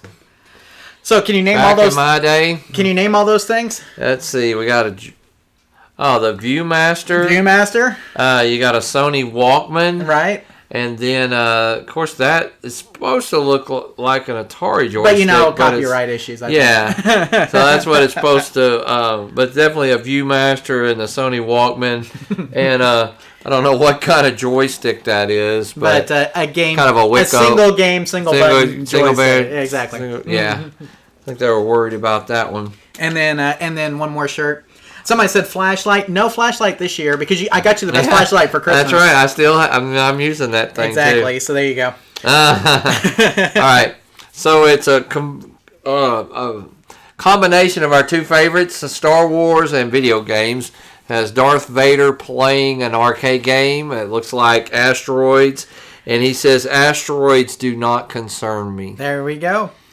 So it's called Space Rocks. They can't call it asteroids. Violating no copyright violation. But apparently asteroids are really hard to break up too, Tim. I don't know if you've been hearing the news about asteroids, like real life asteroids. I was like, man, all I do is hit the button and they break up. It's easy. Well, thank you, so John. there you go. Happy birthday, Tim. You can wear your hat. I'm going to say I got some new shirts to wear on the show, but I might just have to go put my hat on now. There you go. So. You can adjust it however you need to. So I'm going to put it up here, guys. And I did put the links, so if you guys want to buy some of the stuff that Tim got, then you can do that. Tim, this is my peace offering before we get to debate. So, okay. But Tim got a heated debate tonight. That's right. So Tim got an Asteroids Vader t-shirt. So he got the Back in My Day t-shirt, and he got an Atari Breakout hat, which he is now going to don for the rest of the show, I think. There we go. So it goes with your Atari. It does fit, as I say, with your Atari shirt there. So this is pimp. Yeah, there we go. So yeah, I like that. I like that hat. I actually thought it looked really nice. I was like, it's sharp looking, and you can probably wear it with your Mr. Gaddy shirt because I think it would look real nice with the black one. Yeah, definitely. So trucker style. So anyway, happy birthday. Thank you. So I got you the best flashlight. I could have gotten you another one, but for those of you guys who missed it for Christmas, Nebo Slim is what you need. Nebo Slim is the best flashlight. And I've got a lot of flashlights over the years. The Nebo Slim is the one you like. And the Nebo Slim is definitely, I need to get my tech one. Yeah, there you go. Nebo Slim. Okay, Tim, so we got a news story that kind of works our way in to the debate for tonight. Okay, so this kind of works our way into it. And the news story is, do arcade games and crane machines turn kids into gamblers? Okay. And this is from casino.org. So, arcade games do not count as gambling. This is from the article. Because they are games of skill and do not pay out money or anything of value.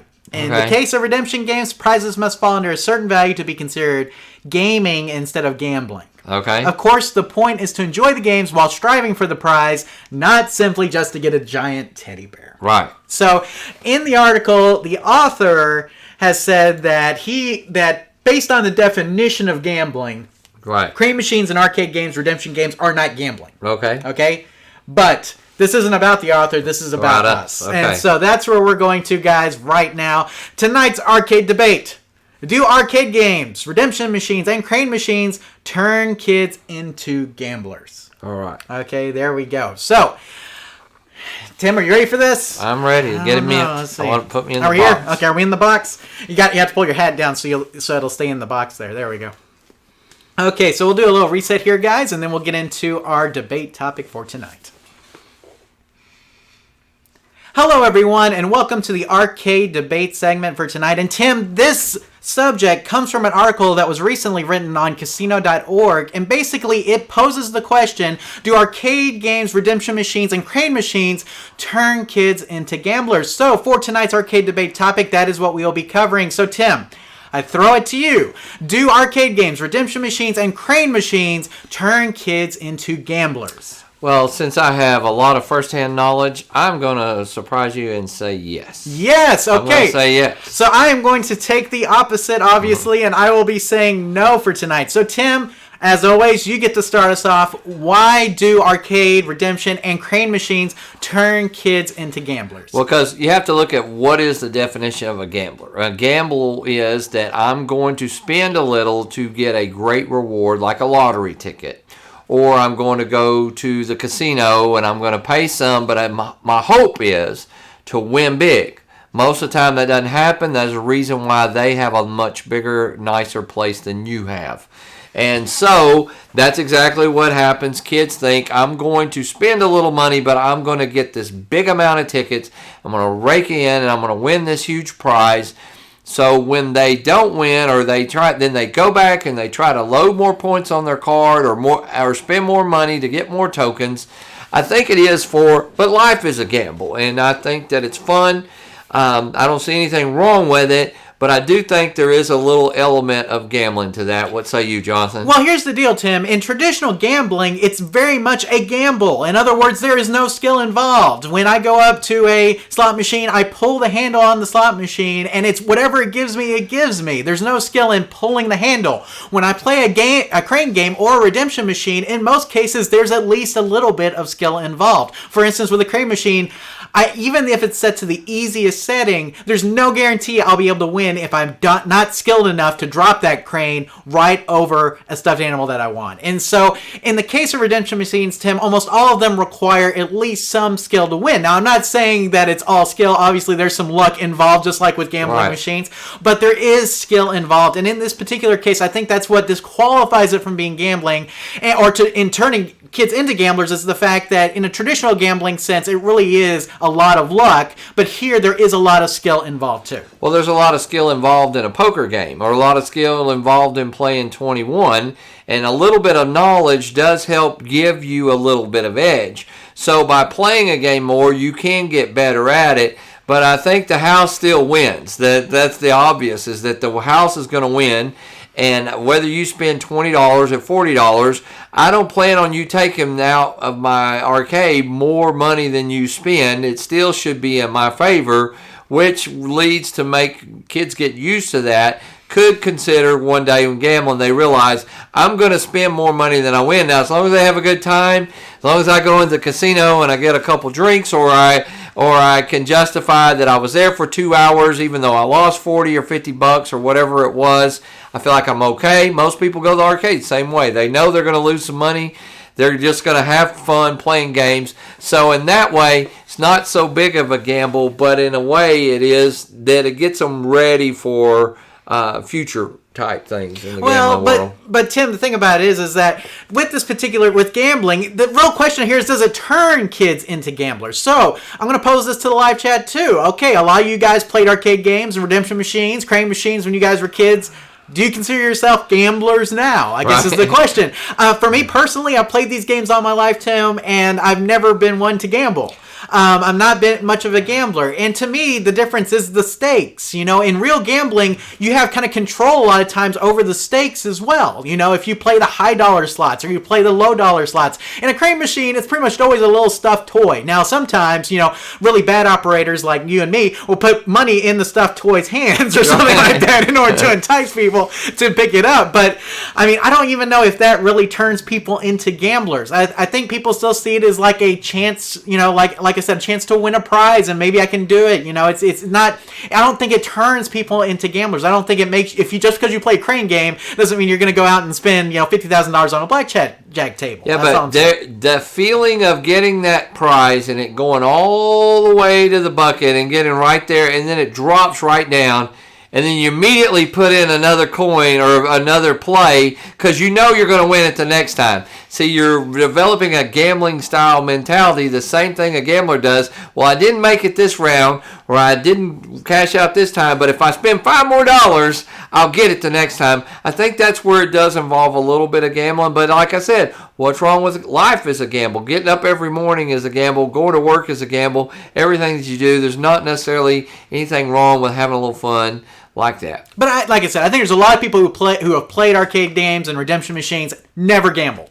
Okay, right. And I think it's just because the stakes. It comes down to the stakes. In a real gambling situation, the stakes are much higher than they are with like a stuffed toy. Anybody walks up to a crane machine, put a quarter in, you can try it. Like you mentioned, if it drops, you want to keep playing, that's up to you, but you don't have to. And I have seen people that are really good at it. Right, exactly. I saw a girl today.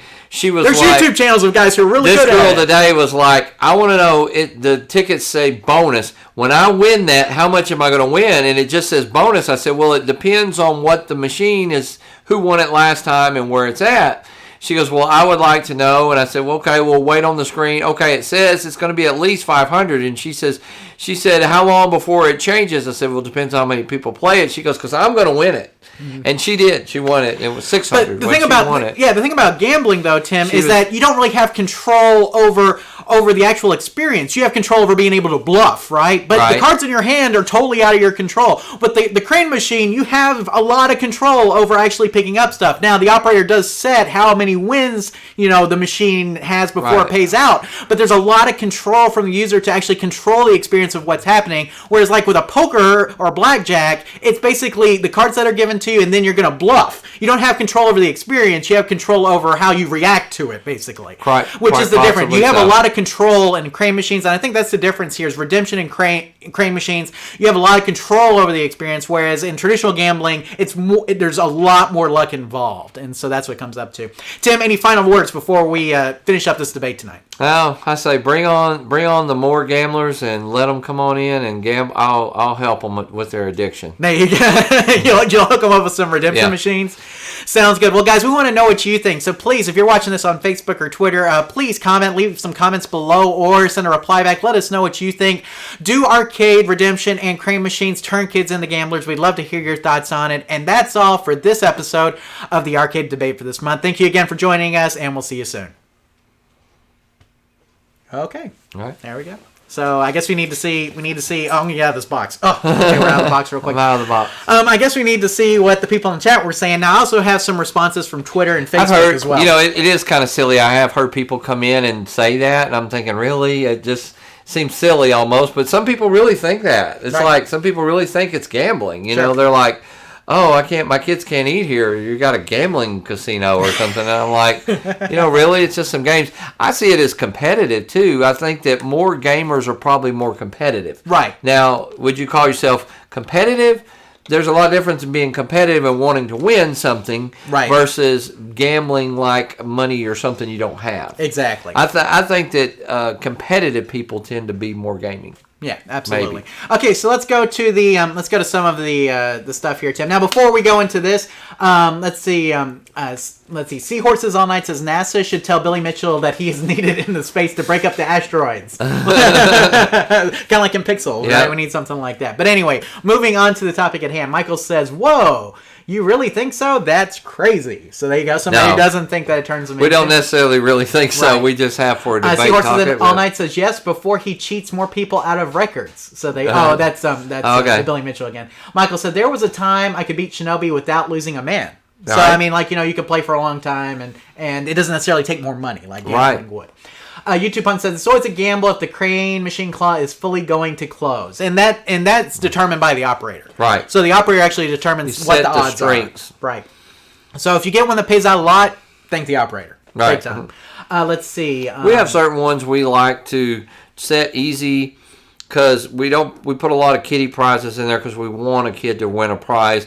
And basically, if it costs $1 and you give away a 60-cent stuffed animal every time, you're still making 40 cents. Exactly. So we like to put them pretty easy so that the kid's walking out of there with a prize. Exactly.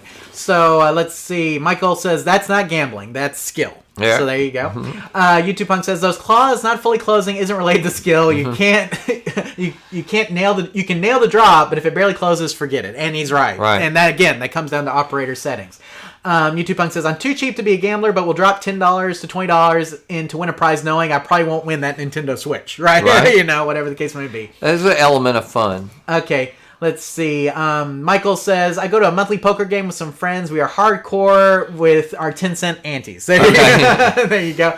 It's pretty much an excuse to drink beer and cuss our best friends out over a hand for a whole $1.25. So there you go. I mean, look, there's nothing wrong with gambling as long as we keep it in moderation, obviously. Right. So. I think so. It's the sad part is the people that can't, that they really have a problem with it. And I do. But, I've had people, I had a guy that I want to win that prize up, and he had a wad of money, and he's like, I'm going to win it. And honestly, I'll tell you the prize. It was a drone, okay? Wow. And he's probably spent about $500 to $600. Wow. To win a drone.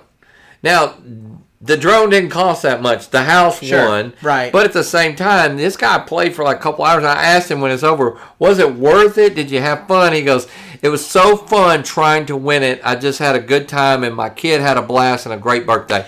And I thought, well, hey, come back next Saturday, please, every week. Right, exactly. But at the same time, I get it. There is a element of remember on Stan's birthday, were you with me? With me and Stan were trying to win that game where the thing goes and it drops the animal. Yeah, and we were down to the last play, and he was hanging on by one little thing. It was like, if you sneeze, we're bumping the machine, we're trying everything, and we actually won it on the last play. And his mom had given us like $100 or something, and it was just a $2 stuffed animal, but we won it. It was a prize. It was a reward, and so that was fun. It was made for a really fun night. But then, if we had not have won, you wonder how would we feel. Do you feel like like after a gambling thing? I would assume every time you go to a casino, you pull a slot machine, you win $100, you feel great. But what if you spend $100 and win anything? Right. So I guess all things in moderation, folks. There you go.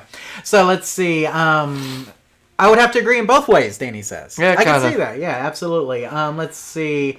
Let's see. Delusional says, I think pay-to-win games with loot boxes is gambling. Now, loot box is a little bit different because there's no skill in the loot box. Right. You know what I'm saying? You buy a loot box and whatever it is, it's randomly there. Right. So it is more gambling because there's not a skill element involved. And I think that's what it really comes down to. I say life is a gamble. Suck it up, Snowflake. There you go. So 500 to 600 just to buy the drone.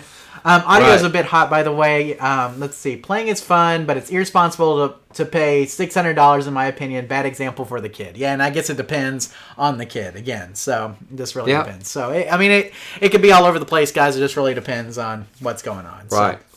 Okay, so Tim, I did want to throw up some of these ones that we had responses from Twitter and Facebook on this story. Sarah says, I don't think so, mainly because the parents control the purse strings in this case. If the parents say no when it gets to be too much, then it's fine. Basically, just like anything else in life, parents need to say no before it gets out of hand. Victor says, I doubt it's a person doesn't always win on the claw machine. It is only gamble if there's money tied to the doll, which we talked about. Let's see. Zach AJ says, I think claw machines prime me not to be a gambler, but based on me trying to play one once and going, this is just taking my money and I'm never going to touch one again. So there you go. Let's see. Crazy Kebab says, claw machines and ticket games, yes, definitely it's gambling. The only real difference is the game spit out tickets and prizes instead of straight cash. Mechanical Rat Pizza and Casino comes to mind. And I think we all know what he's alluding to there. Pinball Women Ottawa says, yes, it primes kids for finding value in aesthetics stimulation despite mathematical improbability and diminishing returns. It trains kids to ignore the actual odds, expected return, and instead enjoy the act of gambling as a reward itself. Tim, I don't know if I would go that far. Right. Because I do think that... You sound like a really educated person. Yeah. Just saying. I didn't write that one. Right.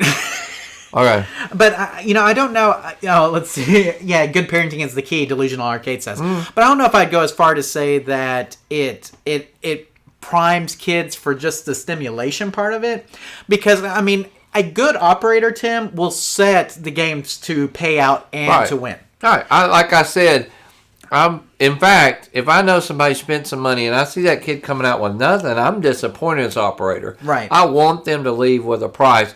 I want to come out ahead, but at the same time, I don't want them to leave empty-handed. Right. Whereas a lot of people in casinos would walk out with nothing. And there's a lot of FECs, Tim, that don't realize the importance of that, I don't think. There's a lot of places, a lot of arcades that don't realize the importance of walking out with something, saying, I won. We have a claw machine, has these great big balls, knobby balls in there, and I wanted to see them bouncing them around everywhere. That lets me know kids are playing it, kids are winning, they're having a good time.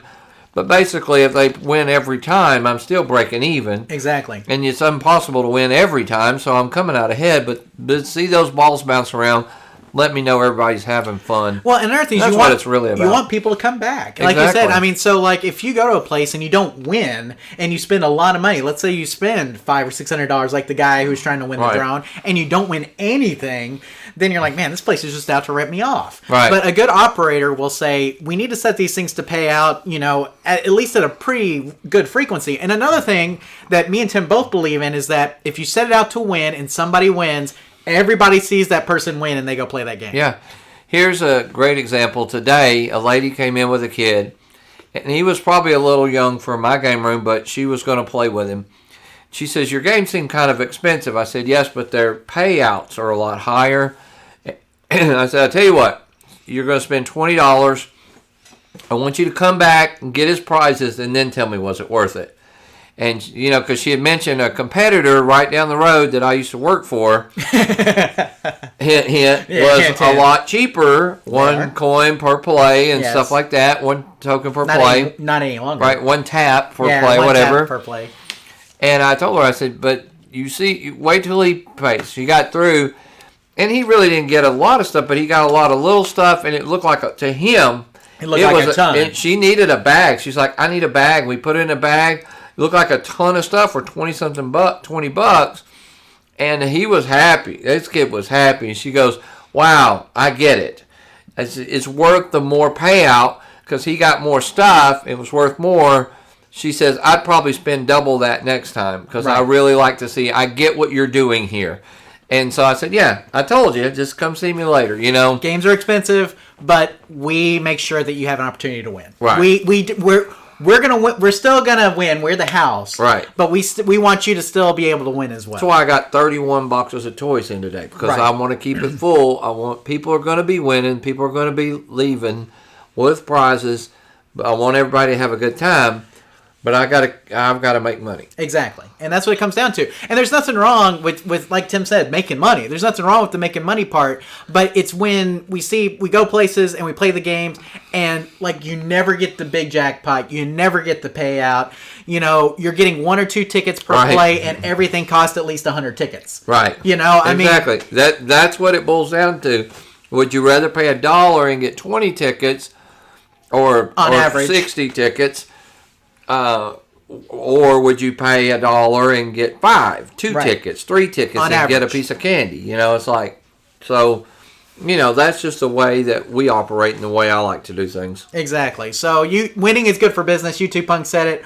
Winning is good for business. And so it is good when people come to your place if you have redemption games and people win. My worst deal is when I see a kid, nobody leaves empty-handed. Exactly. I keep a bag of stuff that got opened or whatever, or somebody left a toy. I will keep them there. If I ever see a kid walking out that didn't win something, he's getting something. Because you want happy customers. Right. In order to keep customers happy, they got to be able to win. So that's what it comes down to. So YouTube Punk also said the rat that shall not be named. So we don't have a problem saying Chuck E. Cheese. I don't know what Chuck E. Cheese. Yeah. But you don't work there anymore. I do not. I'm not affiliated. That's right. So there we go. Okay, Tim. Well, let's go ahead and move on with the rest of our show here. We got a couple more news stories. Tim, this one's really interesting. Super Impulse's micro arcade Pac-Man game is the size of a credit card. Wow. So, how small of a device can be made that allows the user to play Pac-Man? Super Impulse is trying to answer this question with their micro arcade line that features credit card size gameplay. The Micro Arcade Series 1 will feature 3 different versions at launch: Pac-Man, Tetris, and Atari combo card. They will sell between $20 and $25. And Tim, how crazy is that? I don't think it's made for people. I think it's really made probably for kids more than anything because, like, you know, adults have cell phones, and like cell phones, you can emulate a lot of these games on or play. You can buy a version of them. But for kids, I think it's really good. You know, if you want to introduce your kid to Pac-Man, plus that screen's so tiny, you got to have some really good eyes, I think, to see what's going on. Right. I mean, look at. I don't know if you guys saw that, but I mean, I don't know if that's actual size, but man, that's tiny. Yes. So really tiny there. I definitely need my glasses to play. Me too. So I mean, it's very small, so it's something to look at there. But yeah, between $20 and $25. So kind of cool though. Yeah, it's still cool. I wouldn't mind having one. Right. I mean, they're not expensive, so they're very similar to the tiny arcades that they made. Tim, Super Impulse also made the tiny arcades, which are good things too. So I mean, they're very similar except just smaller. But again, I don't know if I could see it on that thing. My eyes I are might so get those terrible. prizes and put them in my game room. I think that'd be a great. Hey, that's a great thing to put in the game room. So now, Tim, we were talking about Catherine DeSpira earlier. I think YouTube Punk mentioned that she had an article on Polybios. But now we have Pac-Man, the Untold Story of How We Really Played the Game. Tim, great article that talks about how people brace themselves against one side of the cabinet while they play. Right. The left And, side. you know, I never noticed that, but, you know, she's right. If you look at any Pac-Man cabinet, if you're right-handed, more than likely you're going to grab the left side of the cabinet, which is why you always see be a wear spot there. Right. And she wrote this in the article, Tim. As you're playing, you're jamming the joystick left and right, up and down, movements that shift your right shoulder forward and back, rocking your body side to side.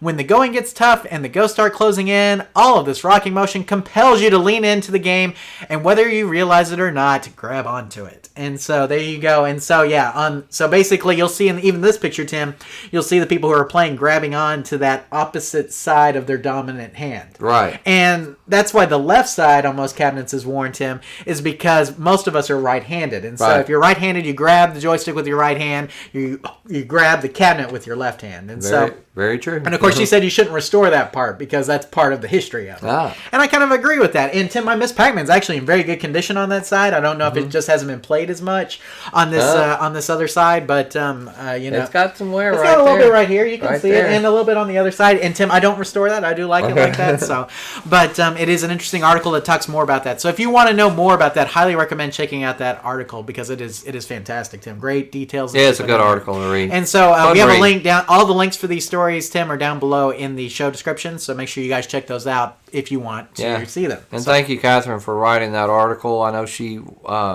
watches us sometimes, so thank you, Catherine. I thought that was really well written and fun to read. Just fun to read. Now, YouTube Punk asked if the micro arcades will have HDMI out. Don't know. Didn't see that in the article that we linked to, but if you check Super Impulse's website or send them a message, they may be able to say that. Now, Tim, I don't think the tiny arcades had that, so I'm going to assume no for the HDMI out, but you never know. So, okay. So, and Tim, we have one more announcement here before we move on to the after show. Okay. And that is the Texas Pinball Festival is coming up this month. So Texas Pinball Festival 2019 is going to be March 22nd to the 24th at the Embassy Suites Hotel and Convention Center in Frisco, Texas. Tim, the admission prices on Friday are going to be $30 for adults, $15 for kids. Saturday is $40 for adults, $25 for kids. And Sunday is $25 for adults and $10 for kids. And Tim, you can get an entire weekend pass for $70 for adults and $45 for kids. And Tim, huge 40,000 square foot game room with over 400 pinball machines all on free play. And Tim, you can meet celebrities and other people in the pinball industry. For sure. And so you'll be able to play all of the latest games there. Tim, Munsters, of course, released recently by Stern will be there. We'll also see some of the newer games from Jersey Jack Pinball and some of the new pinball companies, Tim, like Deep Root and stuff. We'll have some announcements there I've been hearing. So there's going to be a lot of information there given out. It's going to be a great time. And if you're in the area, you should go. But Tim, this is spring break for you. And so you can't take off. Right, exactly. No, I cannot take off. It's really hard to go because he's so busy. And we've always got stuff going on, of course. So we hate that we're going to miss it this year, but we know it's going to be great. So make sure that if you're anywhere in the area of Frisco, Texas, on March 22nd through 24th, that you check it out. It's always going to be a great time, Tim. Love playing all the pinball machines. Oh, yeah. It's definitely worth it. So there we go. So, okay, Tim, I think that about wraps it up for the regular part of the show. I do want to mention again that if you have any arcade-related videos, Tim, we want them. If you'd like some free advertising for your YouTube channel, we're always looking for people to submit short videos about arcade-related topics. So send your link to questions@arcaderepairtips.com and we'll review it. If we like it, we'll use a clip during one of our live shows. Make sure to put a plug in for your channel so people will know where to find you. And Tim, we're always looking forward to seeing your submissions. So Tim, we haven't had any of those in a while, but again, if you have arcade-related videos, then we would love to share those videos out and promote your channel here on the show. And then, Tim, we have our contact information. Of course, we have our general email address at questions@arcaderepairtips.com, questions@arcaderepairtips.com. And if you put live show in the subject, it will get mentioned on the show, Tim. Tim, a lot of times the questions that we pick are at random from the ones that we get over the previous month. So, but if you put live show in there, we'll make sure it gets on the show. But again, that's questions@arcaderepairtips.com. Our YouTube page, which you guys are all on right now, but if you need a quick link to it, that's at youtube.arcaderepairtips.com, youtube.arcaderepairtips.com. And Tim, if you leave a question on this live show episode, we will cover it on the next episode. So you can leave comments here in the live show and on the live show video, and we will get to them on the next episode. And then, Tim, we have the podcast, which Rusty and Eric have been kind of taking a break, but I talked to Eric recently, and he said that they were going to pick it up pretty soon. So hopefully we'll see a new episode from them very soon. Awesome. But if you want to reach out to them and encourage them, Tim, and say, hey, when's the next episode?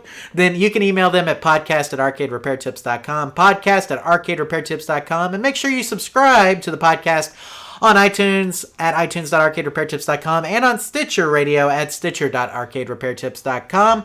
And then, of course, our social media pages, guys. We have our Facebook page, which both Mark and Louie do an excellent job of updating and promoting and putting stuff on, and that's at facebook.arcaderepairtips.com, facebook.arcaderepairtips.com, and remember that you can also get that same information and those same stories on Twitter at twitter.arcaderepairtips.com. Tim, we take comments and replies on both platforms, so just like some of the stuff that we read tonight on the gambling story, Tim, those came from both Twitter and Facebook, so if you leave any kind of replies or comments there, we will use them in maybe future live shows. You never know.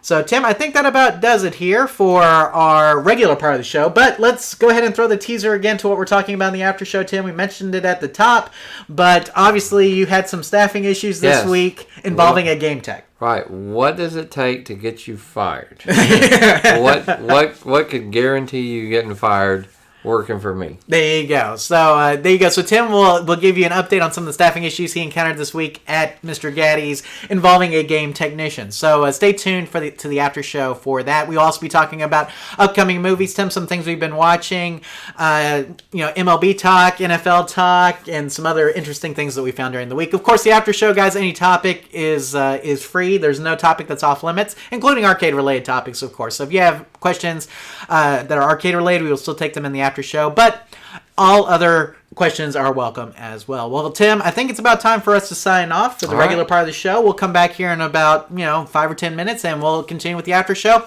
If this is where you're getting off, we want to thank you guys for joining us tonight for the Arcade Repair Tips live show. Remember that the next show will be the first Thursday of the month, Tim. Yeah. So, and you can also tell what Arcade Repair Tips got you for your birthday. Okay. You can talk about that in the live show. All right, I'll do that. Yeah, and we want to wish Tim a happy birthday for the month of March.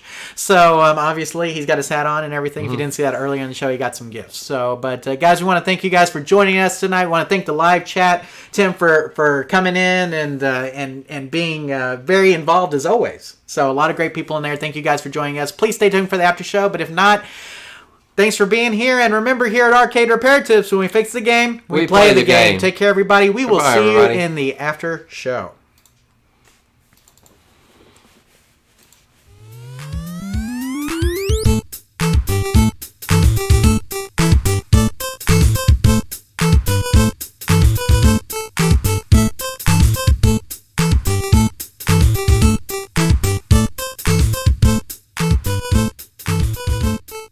Thank you for watching this episode of the Arcade Repair Tips live show.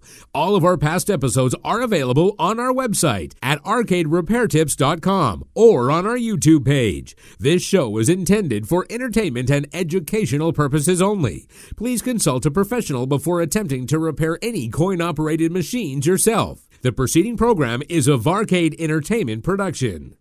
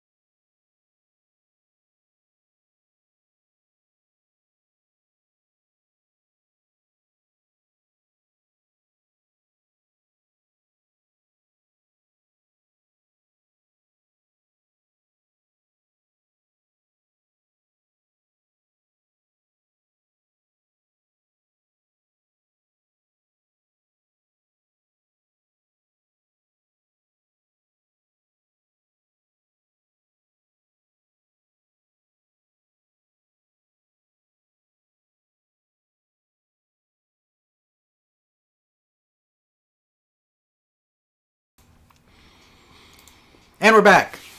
Welcome to the after show, guys. This is the after show for episode 25, March 2019. And so, Tim, this is where any topic is now available. There's no off-limits topics, but there's one topic that we specifically, maybe before we give that one, we should tell everybody what Arcade Repair Tips got you for your birthday. Yeah. And what I used Arcade Repair Tips funds on. So all of you guys who donated and everything, I actually used some of those funds to get something that Tim desperately needed because we're going to be doing some stuff maybe remotely at some point. Right. So what did you get? I got a laptop. Yeah, so we got you a laptop. It's a Chromebook. It was a Chromebook, but what's cool about it is we actually got it with the intent. It has a built-in webcam and stuff, but we actually got it with the intent that in case I couldn't come over tonight, or let's say I was sick in the bed or I had something, we could still do the live show remotely. Or if I'm at a convention or something, we could do some live remote and Skype in and stuff. Exactly, so. And we also got a really nice microphone to go with it. Yes. And so we use the Arcade Repair Tips funds that all of you guys so generously donate. So thank you guys all for that. You got Tim a nice laptop, right? Which is very nice. So, but thanks. They're very much needed too. Exactly. So. It was a Chromebook. It wasn't very expensive, but it'll be enough for us to do the live show remotely if we ever need to. Because as you guys know, sometimes we've had to move it to the second Thursday of the month, and I hate when we have to do that. Right. Sometimes we can't avoid that, but at least if Tim is out of town or something like that, we can still do the show. So we will be trying. Well, maybe one of these live shows we'll do a remote just to do it remote, just to try it out. And so we'll try it with Tim at his house, me over here, just to see how the tech works. But so that's what Arcade Repair Tips got for your birthday. Happy birthday, Tim! It was a great birthday. Thank you very much. Thanks everybody for donating. We really don't make a lot of money. But it's nice when we can do something like that for each other, or that can help us. We're actually thinking ahead of a future show or something that we could do. So thank you for donating. Exactly. And so, I mean, all of the stuff that we get, all the money from Arcade Repair Tips usually goes to equipment, Tim. Right. Equipment and, of course, paying website registration fees and all that kind of stuff. So, but that's obviously video equipment and other things, microphones, cameras, and all that kind of stuff. But, we felt like the laptop was a good expense because, like we said, it allowed Tim to do the live show remotely if needed. So. Right. And a nice microphone. Yeah. So we actually got that too. So there we go. Live show from Mr. Gaddy's. Mr. Gaddy's internet's pretty terrible. Sorry, Tim. Which fine. Is why we were going to do the live show from there at one point. We didn't, but we still may one eventually. Yeah, it's still possible. Need a booster. There you go. So anyway, so it's better. Okay, so enough with that. We've been teasing this since the beginning, 2 hours ago. Okay. Obviously, Tim, people have been guessing. I would say there are two things that I'm pretty nice. Like, if... Well, hang on. Before you say anything, here are some of the things that people have been guessing. Stealing. Okay. Stealing and lying. Smoking. Okay. Okay, so are those some of the things that... Now, YouTube Punk says, seems like Tim would be a fair boss. Okay. Okay, so it had to be something way out of bounds. I think that's an accurate description. I would say the one thing I don't put up with is stealing. Okay. So, theft. Right. Whether it be small or big, I don't put up with stealing, especially my boss put a lot of money into that, and I don't want to see anybody stealing. So red-handed stealing would definitely do it. That's not what happened in this case. Okay. Smoking. It's a city ordinance. You can't smoke within 25 feet of a building. So of a restaurant. Restaurant. Yeah. Here, you can't smoke inside. Right. But I'm not. I do not give smoke breaks. I do let them take a prayer break, and if they feel like smoking while they're talking to the God of their choice, and they're okay with that, I let them do so. Okay. I don't know. Maybe they're doing smoke signals or something. I don't know. Whatever they want to do. Yes, the God of their choice. I like that. I do not give smoke breaks, but I do let them pray to the God of their choice for 10 minutes. Occasionally. Okay. As long as you don't violate that. Right. I do understand, that some people are better if they go have a cigarette. It makes them calm down. It really did, especially if they have a nicotine addiction, just like anything else. So I'm pretty lenient when it comes to that. But no, this would be the one thing that really didn't take me long, kind of really upset me. And part of that is, I think, as a generation of people that we're raising up, and I'm still old school. I should say that I am being teased as much as you guys are, because Tim hasn't told me exactly why this happened. He told me it happened, but I am just in the dark as you guys. So I am waiting with bated breath. Tell us why, Tim. Okay. Let's set the scene just a little bit. So I hired a person to be trained as a tech. They had no knowledge, no experience, never worked in an arcade, nothing. So I paid them, I think, what would probably be an average salary for a person with no experience. Over the next couple months, they had been gaining some experience. Sure. But not a lot, because they still were really relatively new. Still green. So I decided, though their effort had been there some, so I gave them a raise. It was not a huge raise, but it was a raise to say, hey, I see that you are progressing. And evidently, he didn't say much to me at the time, but he did not feel he thought that was not a very good raise. Okay? I would say it was almost 10%. 10% is a good raise. That's what I'm saying. For most of you, and this is how much time? Right. Like, how long had he been there? 3 months. 3 months. He got a 10% raise after 3 months. Right. That's really good. Right. So if how many of you guys got? Hang on. How many of you guys have gotten a 10% raise at your job after 3 months? Not quite. I need 10%, hands. I've never done it. This hand ain't going up. Let's say it's probably about an 8% raise. Okay, so 8%. Right. That's after what I'm saying. Months. After 3 months, and I'm thinking, we could continue to do this as he improves every 3 months until he really gets to where an arcade tech would be paid. Sure. That's my... Until his skill level gets to that Right, point. my thinking was. So I went out of town to a conference, and I noticed that a basketball game would not start. And I could tell the button was kind of stuck. So I said, hey, look. You got to take a torque bit. You got to take this thing off. Get up under there. If you'll just mess with that button, it'll probably free up and fix. Okay?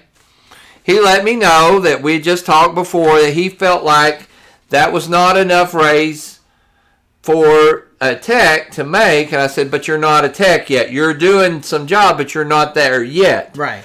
Okay? Your skill level is not to tech level. So 3 or 4 days had passed. It was on a Monday. On a Thursday, I walked in and I got to look and I thought, that game is still down. Maybe it wasn't the button. Maybe it was a wire or something he didn't know how to do. Sure. So I said, hey, I noticed the basketball game is still down. Why is it still down? And he said, I don't know. And my response was, well, what have you done? He said, I haven't done anything to it. And this is the phrase that will get you fired. Okay. He said, I told you, you weren't paying me to be enough to be a tech, so I'm not working on anything for that amount of money. Whoa. Wow. He says, we're talking about a button. Right. Which I would expect any minimum wage game room attendant, which he wasn't minimum wage. He was a tech, too. Right. He was not an attendant. He was training to be a tech. I would not call him a tech. Sure. He was in the middle, okay, between minimum wage and what I think a tech should make. Sure. So he told me that until he made that kind of money, he was not going to do any repairs. Wow. So in other words, until I am getting paid like a tech, I'm not going to work like a tech. Right. I'm not going to do tech-style work. Right. I'm going to sit over here and hand out toys and play around on my phone all day, but I'm not going to do that kind of work because I'm not getting paid that much for it. And that's a lesson to anybody out there. If you're under the age of 30, you need to listen up. Nobody is going to pay you. You're not going to be the CEO without being the janitor first. And we got to get out of this mentality that I'm not going to do the job until I'm paid that much. The trick is that's how you eventually get paid that much, by proving you can do the job and we're paying you that much. Exactly.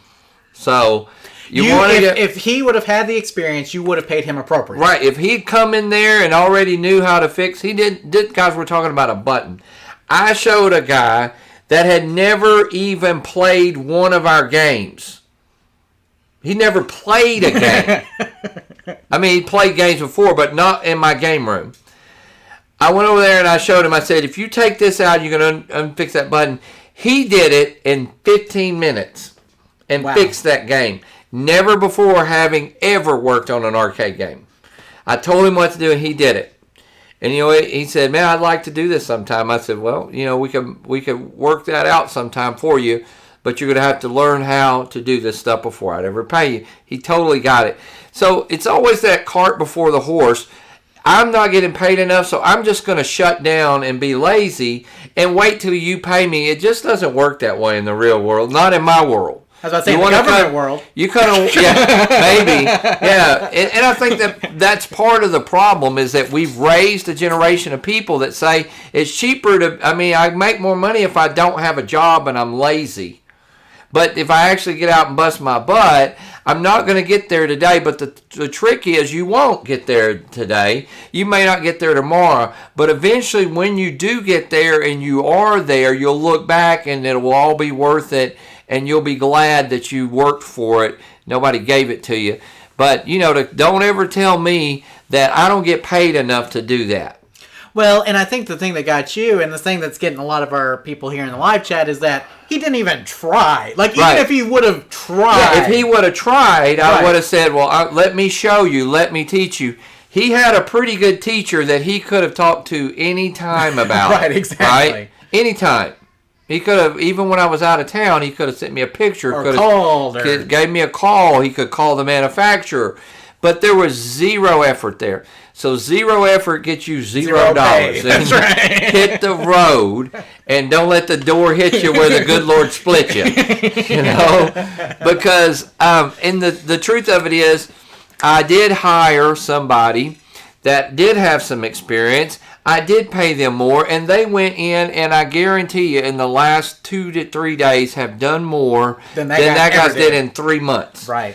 But I was willing to wait on him to learn. You don't learn this overnight. Right. And so, but learn this lesson, guys. The cart never comes before the horse.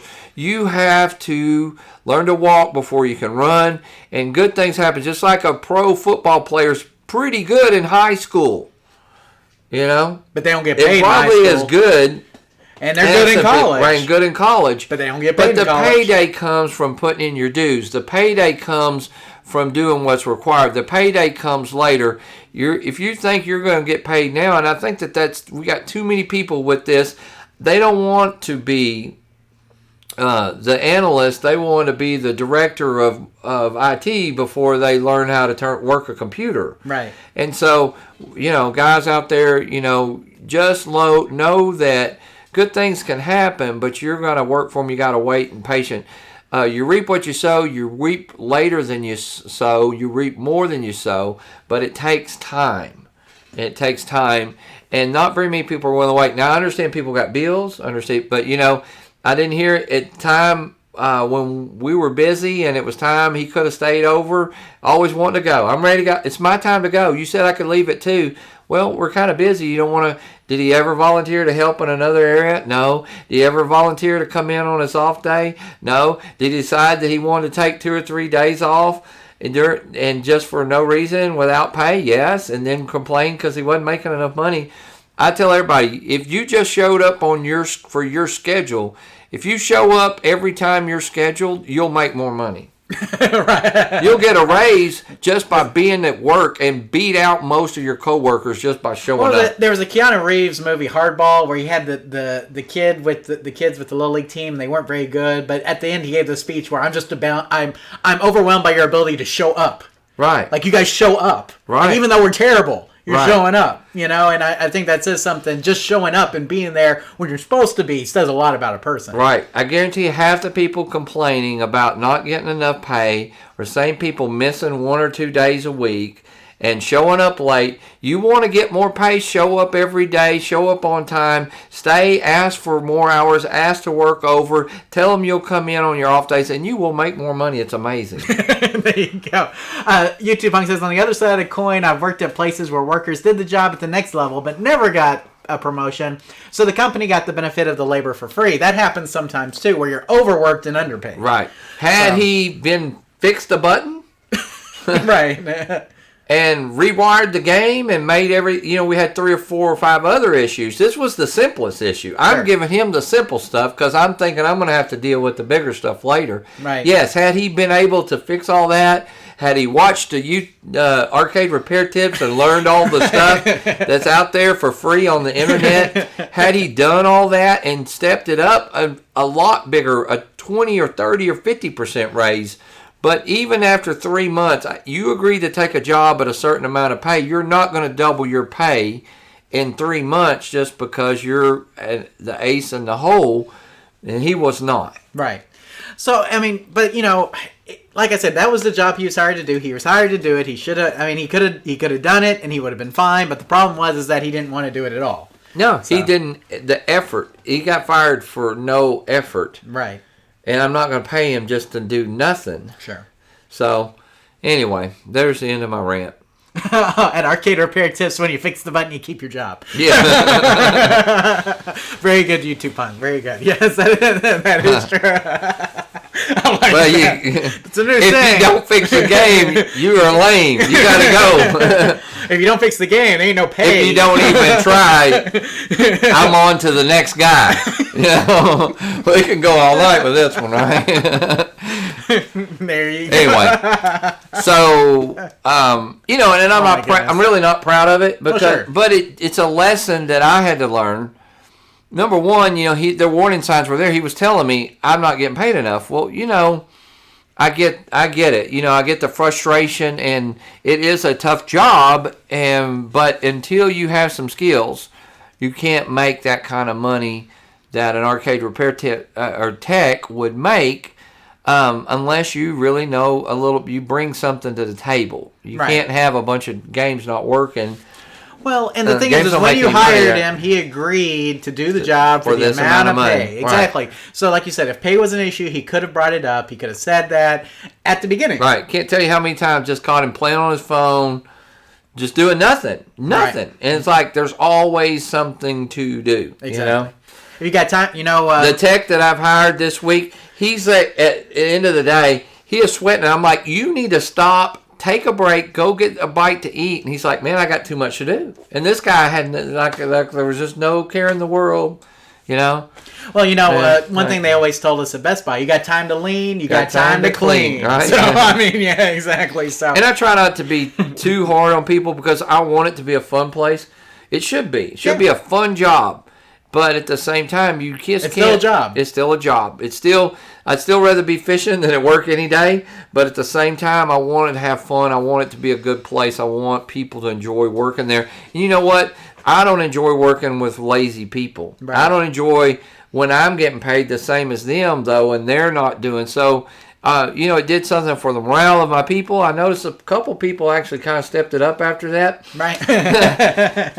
But other people realized, that guy never did anything. Right. And now, they felt a little bit better about themselves when I did give them their raise, and a lot of people were very appreciative. Thank you for the raise. Thank you thank you for recognizing and stuff. So, anyway, we'll go on. We got any more discussion? Okay, he said, there's no way I'd ask for a raise in only 3 months unless I was just really good, is what YouTube Punk says. Yeah. And I think that's what it comes down to. A 3-month raise. He didn't ask for it at all. I told him I was going to give him one. And he just thought it wasn't enough. Right. But, most people, I think, giving a raise after 3 months is like, even saying that, I think, is like, wow, a raise after 3 months.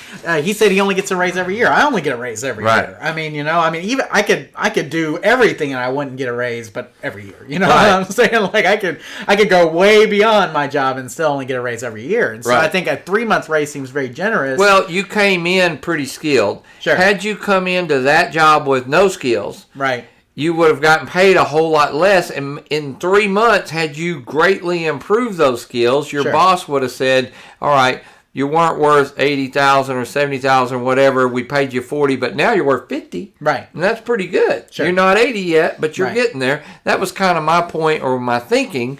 Give him a little incentive to try harder. Instead, it backfired and made him decide he was worth a lot more and tried less. There you go. So, anyway, great story. All right. I think it's very good. So, bravo. Okay. It was fun. I like that.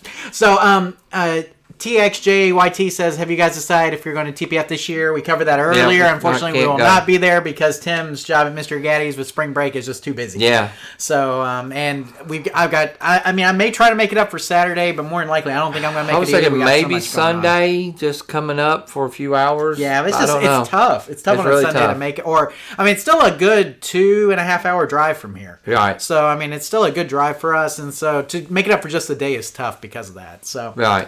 But anyway, I'd like to make it, but yeah, I don't think that's going to happen. Jonathan, go to work for Tim. Tim can't afford me. No. So, I'm too cheap. That's right. He would definitely leave for less pay. That's right. He'd definitely take a pay cut. So, no offense, Tim. No offense. It's just that Tim doesn't need computer programmers. No. So software engineers. But if I were hiring one, I'd be. There you go. I know who I'd call. There you go. So there you go. But yeah, so the company I work for treats me really well, and I'd love to work for Tim at some point, but I don't think that's happening. So like I said, unless you unless you guys need software engineers at some point, or Arcade Repair Tips really gets 1 million views per video. I'm telling you, if you guys can rack up 1 million views per video, man, we may be able to quit my job and do something. Really, all you gotta do is sit there and click it, guys. It's not hard. Just keep clicking. Just let them run in the background. Every hour, just come in and click it again. Take the kids out for a walk. Come back. Click it again. Tell your friends. Yeah. Right, exactly. No, obviously, guys, I'd love to do more videos for Arcade Repair Tips, but it's part-time. We're part-time YouTubers. Very part-time. We unfortunately don't have the luxury. We're full-time. We're full-time everything else. Yeah, dads and full-time husbands and full-time employees. Full-time employees, right, exactly. So, the YouTube and Arcade Repair Tips stuff comes in after everything else, basically. Right. So, everything else comes before it. I'd love to say that, we could devote more time to it, but it's just difficult with the schedules that we have now.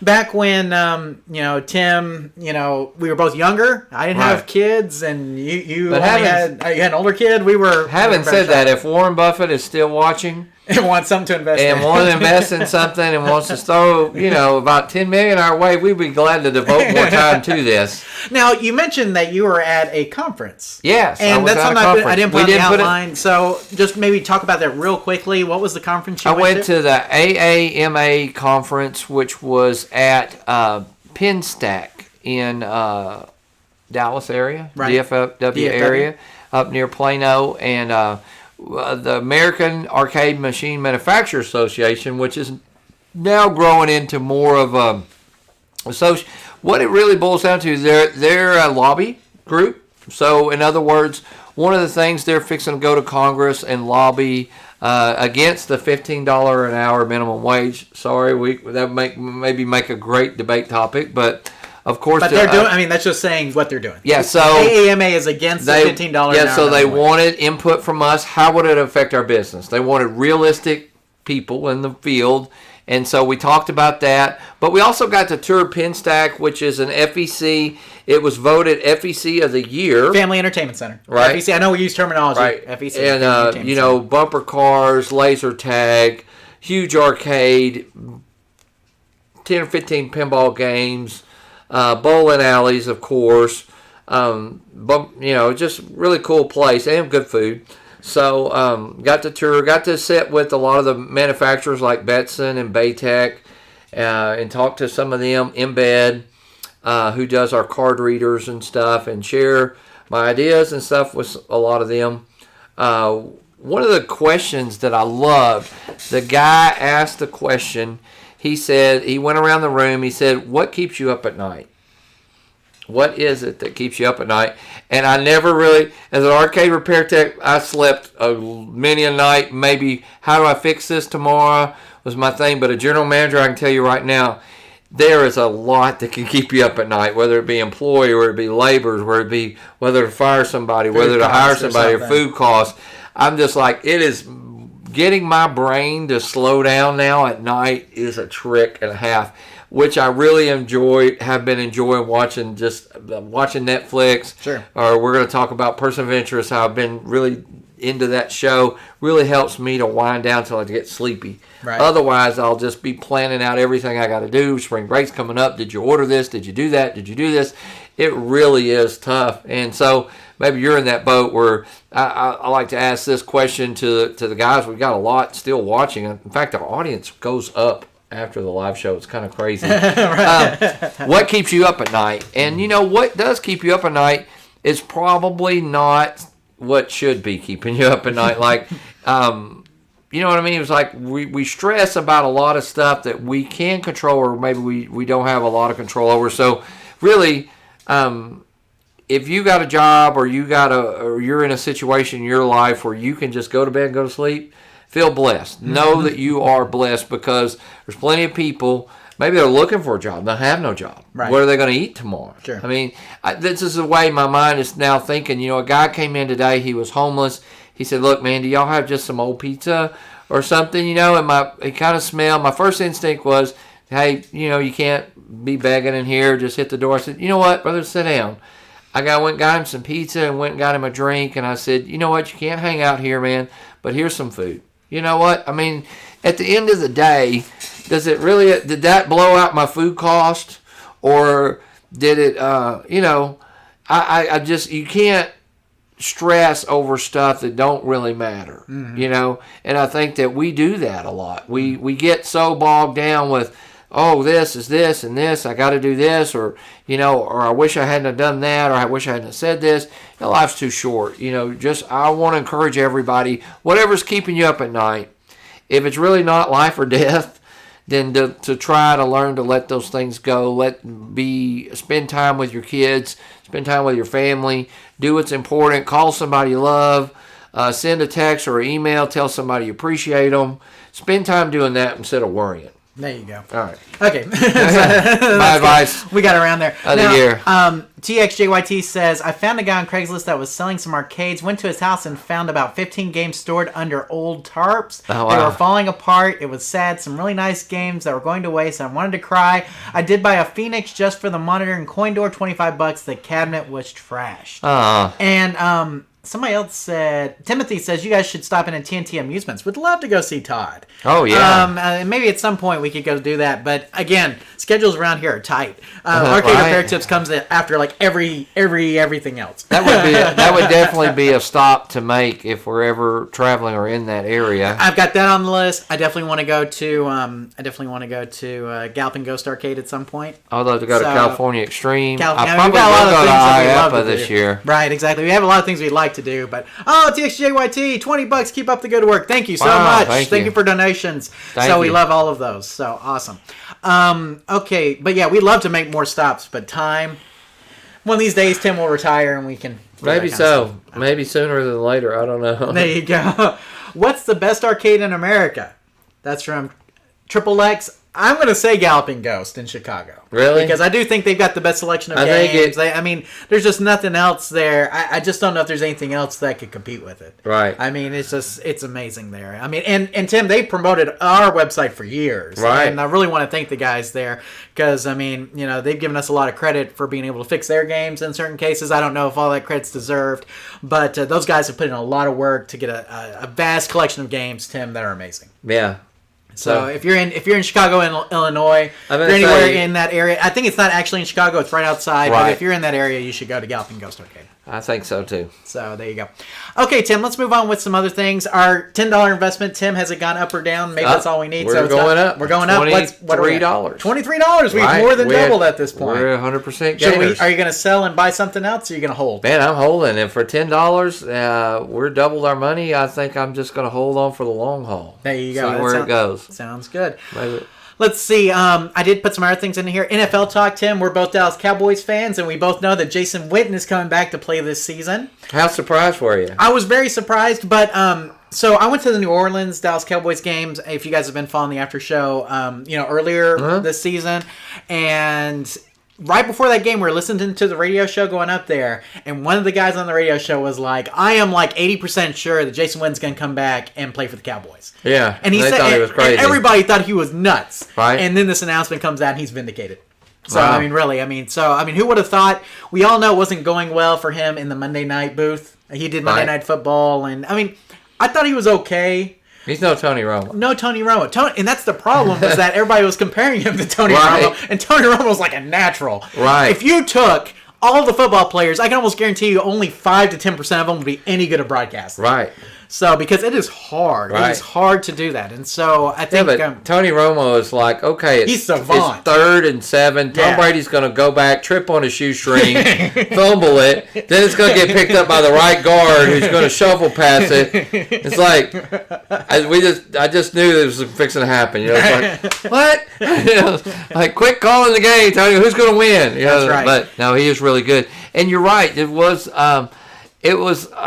and to just hear his passion for the game, and of course the Cowboys welcome him right back. Absolutely. No mistake about it. And I don't know if he's such a player coach. Yeah, I don't know if he's going to be an every down tight end like he used to be. I think he's going to be more the player coach like you see in basketball. Third downs, I think. Third down, I think we're going to see a lot of Jason Witten because he's a good third down option. It gives you another guy to throw to. So, especially since we're probably going to miss out on Cole Beasley because of free agency, I think he's kind of that option that you can use in that situation. So, but for $3.5 million, up to $5 million with incentives for 1 year, I think it's fair, and I think he'll be fine. Yeah. I was going to say some baseball talk. Of course, spring training games. I've been watching those, Tim. I love baseball. I'm so ready for it to be back. Yeah, by the next live show, we will be watching real baseball, which I'm very excited about.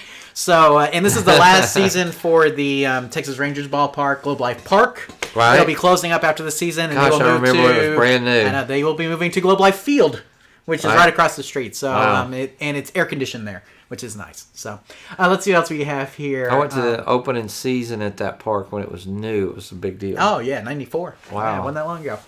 YouTube Punk says an Art TNT crossover would be awesome. So maybe at some point. We're both friends with Todd on Facebook. So yeah. And I really don't. And Todd, will say something or comment on something to do with my family or something. So I know I'm like, wow, we're like real friends. So you know what I mean? It's like some people will wish me happy birthday or something, and I'm like, I get it, but he seems like a really cool, honestly nice guy.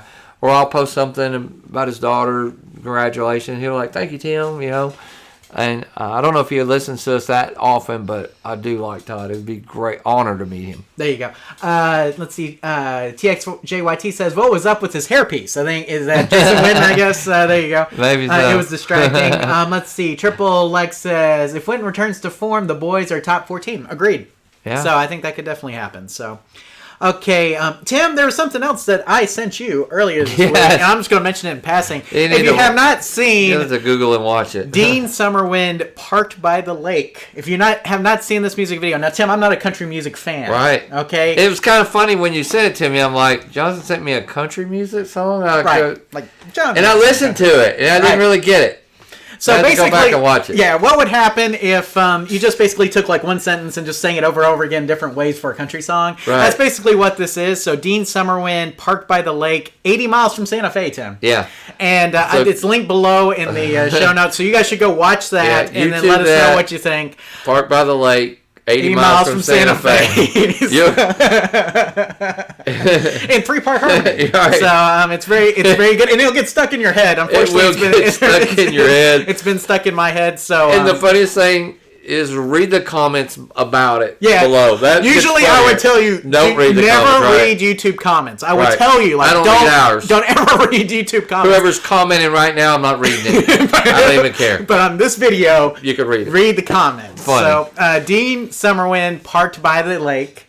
Maybe that would be a show segment. Let's go back and read some of the really nasty or ugly comments. We could do that if you want to. Right. But anyway, so if you haven't seen Dean Summerwind, Parked by the Lake music video, it's linked below. Watch it. That's all I gotta say. Yeah. And then now make sure you listen to the lyrics really closely. Right. Okay. Deirdre, I let her hear it, and my wife. And she's like, you keep waiting for him to do something else. It's like you wait for him to keep going somewhere. Right. He's not going anywhere. You're wondering who's going to show up or what's going to happen in the video, in the truck. It's just, gotta watch it. Watch it. There's a link below. Go watch it. Dean Summerwind, Parked by the Lake. It has made me happy. Yeah. It made me laugh out loud. And like I said, read the comments. Right. They're awesome. It's just so funny how something so simple. Silly and just funny. Right, exactly. Just entertaining. And the first time I listened to it, I didn't get it. Me either. I know, it just sounded like a country why song. Why did you send me this song? And I was like, I started reading the comments. I'm like, wait a second. It did do that. I'm like, let me listen to that again. I was like, oh, man. You got me. See, I'm laughing just thinking about it. I laugh when I think about it. You should watch it. Dean Summerwind, Parked by the Lake. 80 miles from Santa Fe. So there you go. Right. Now, movies and TV shows real quick, Tim. I know we're running kind of late, but we had your good story, so I'm going to get that in there.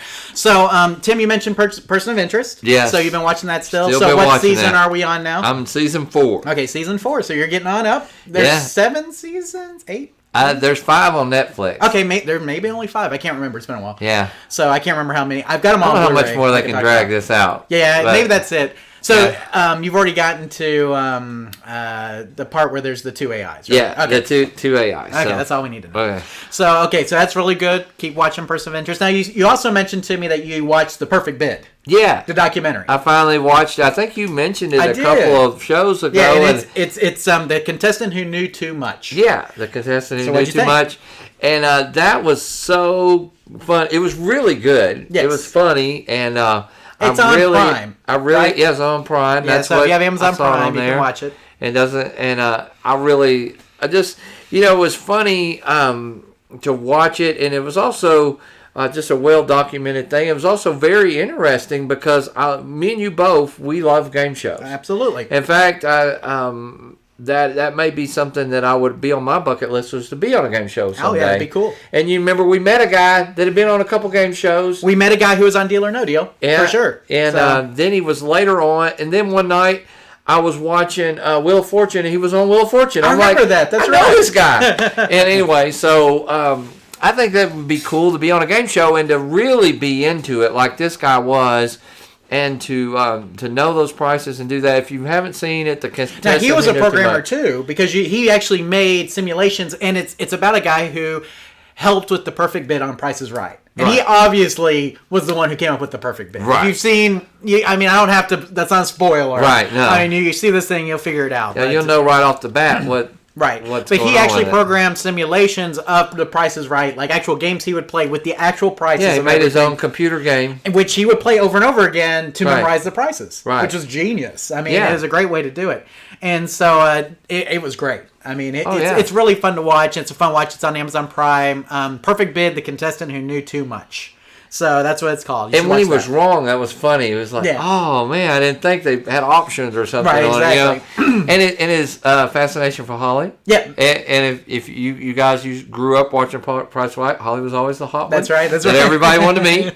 And so how neat she was, and how genuinely nice Bob Barker and the people were. Oh yeah. It was really neat, And so, who knows? Now, speaking of game shows, I'm going to say something real quick. Did you see Alex Trebek announced that he has stage 4 pancreatic cancer? So our thoughts and prayers are with Alex Trebek. Tim, I've watched it. You're a big Jeopardy fan. So we watch a lot of Jeopardy.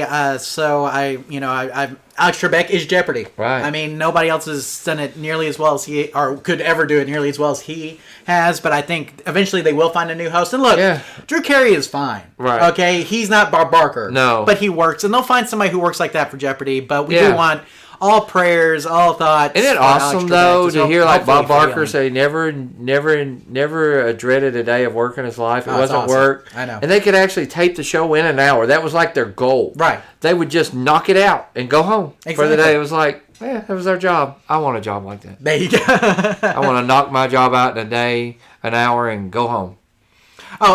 Quick question from Danny. Are all Golden Tee control panels compatible with other Golden Tee JAMA ports? For the most part, we've made them work before. We made older boards work with newer control panels and vice versa. So you have to do some rewiring in cases for some of the different buttons, but you can make it work. Yeah, because it's not a plug and play, but you can make it work. because some of them have different buttons and where they hook up is different, but exactly. It's easy. It's not hard. Right.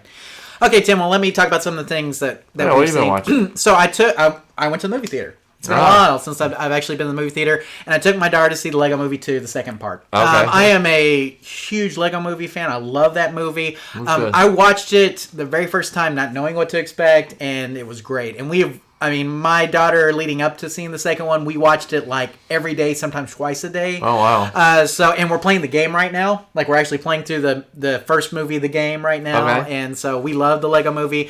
And we saw the second one and loved it. And it is fantastic. So here's the thing, Tim. There's not many movies that you can take your 5-year-old, 6-year-old to that are like 100% appropriate and don't have like really bad jokes or anything. Right. This is a movie you can do that with. And that's what's so great about the Lego Movie and the Lego Movie 2.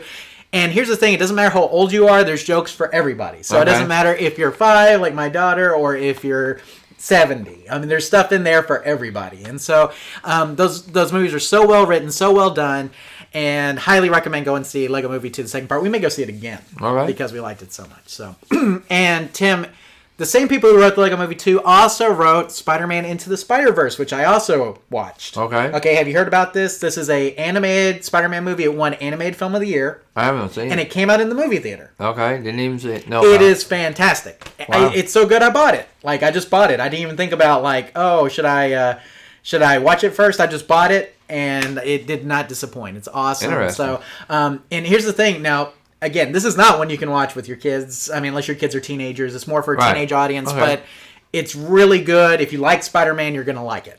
Okay, so if you like Spider-Man, go see Spider-Man Into the Spider-Verse. It won Best Animated Film of the Year, if that tells you anything.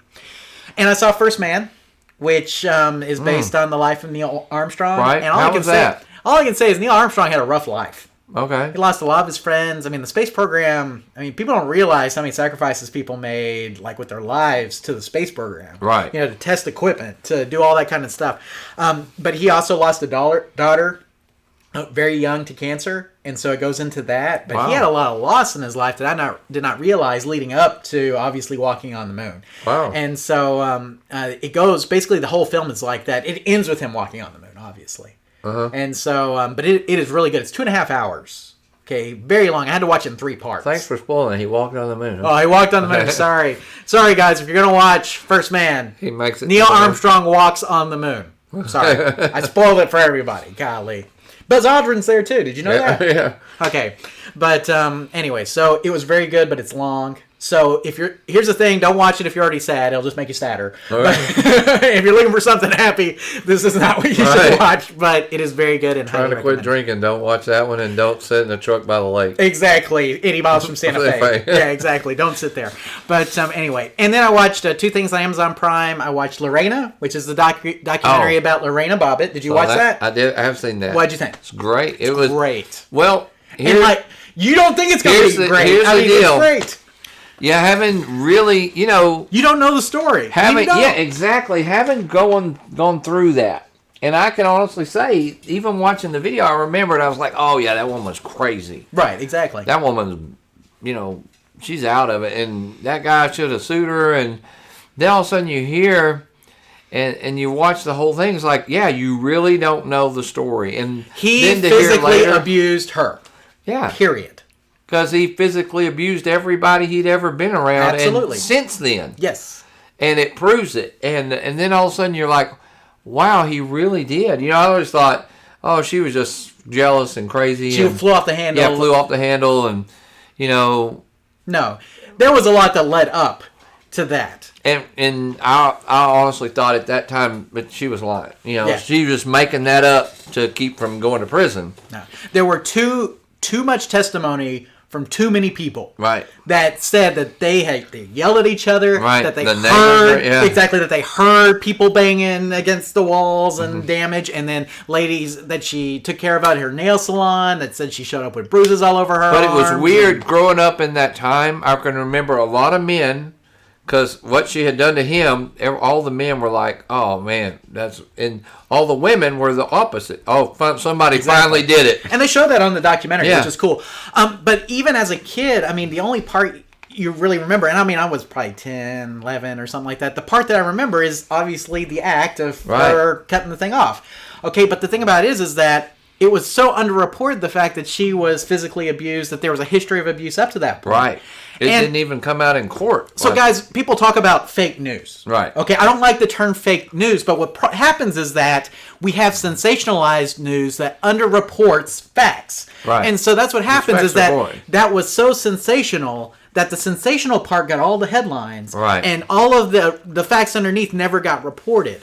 I don't consider that fake news. I call that underreporting of all of the information. If you haven't watched it, you need to watch that and really learn the true story. Exactly. And if you think you know, you don't. Right. I thought I knew, and I was like, no, Right. this was wrong. I mean, I really didn't understand. News outlets want the sensational because the sensational is what sells. I mean, they understand that. And so they take the headline, and the headline is all you know, really. Right. Is you know that she cut his thing off. That's Right. what you know. Right. That's what you know. Okay, but what you don't know is what led up to that. Right. Because they underreported it big time. Like, they didn't focus on that Or part. what happened since then. Exactly. So you don't know any of that. That's what the documentary goes into. And after watching it, I have a lot more respect for her because I was the same way. Oh, man. I kind of felt like she Yeah. flew off the handle. She was Yeah. wild, just didn't know what she was doing. But Right. there was a reason she went that far. Right. It wasn't That just make her because mad. exactly. Right. Exactly. There was a reason she went that far. It was a history of abuse that happened, and I mean, and that's what you find out as you watch. Right. So if you don't know the story, you don't know. You need to watch it. Yeah, if you don't watch the documentary or if you haven't read about it, you don't know the story. But anyway, so it was good. I watched Homecoming with Okay. Julia Roberts. Oh, yeah. And filmed by, or directed by the guy who does Mr. Robot, Sam Esmail. Mm-hmm. And filmed in very much the same way as Mr. Robot. So like those odd camera angles, off-center camera stuff.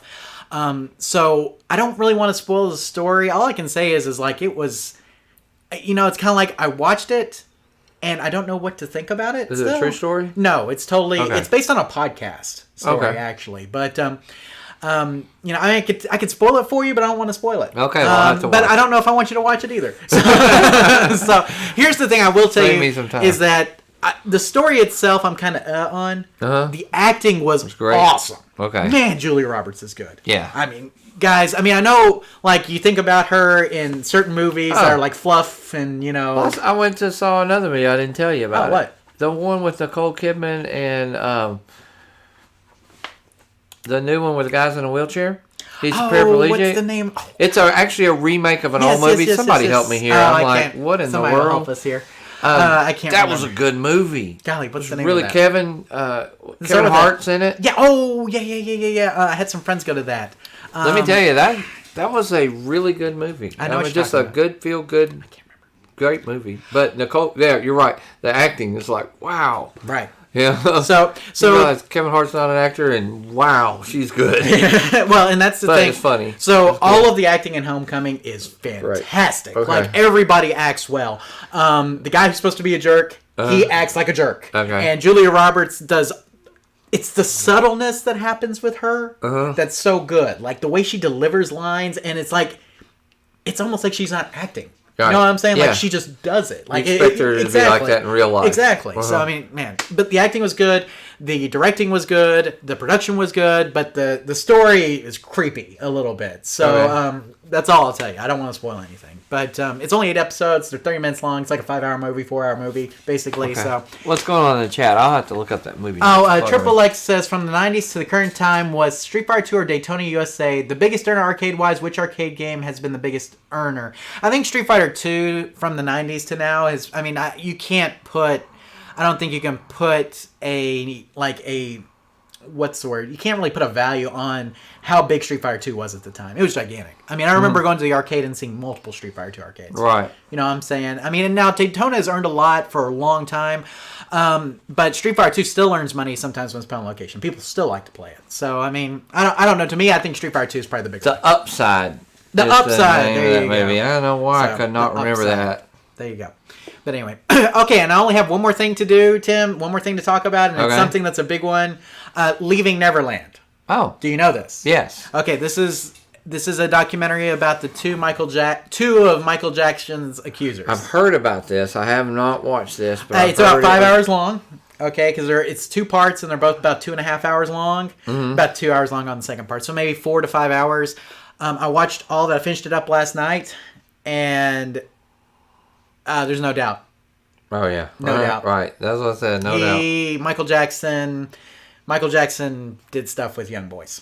Yeah. That's all I gotta say. So I mean, you watch that, I think it's rough. I mean, that's all I gotta say. But I mean, the thing is, here's the deal: all the accusers that come out, all of their stories match. Wow. They all talk about the exact same details, just like the way he did things. They're all the same. Wow.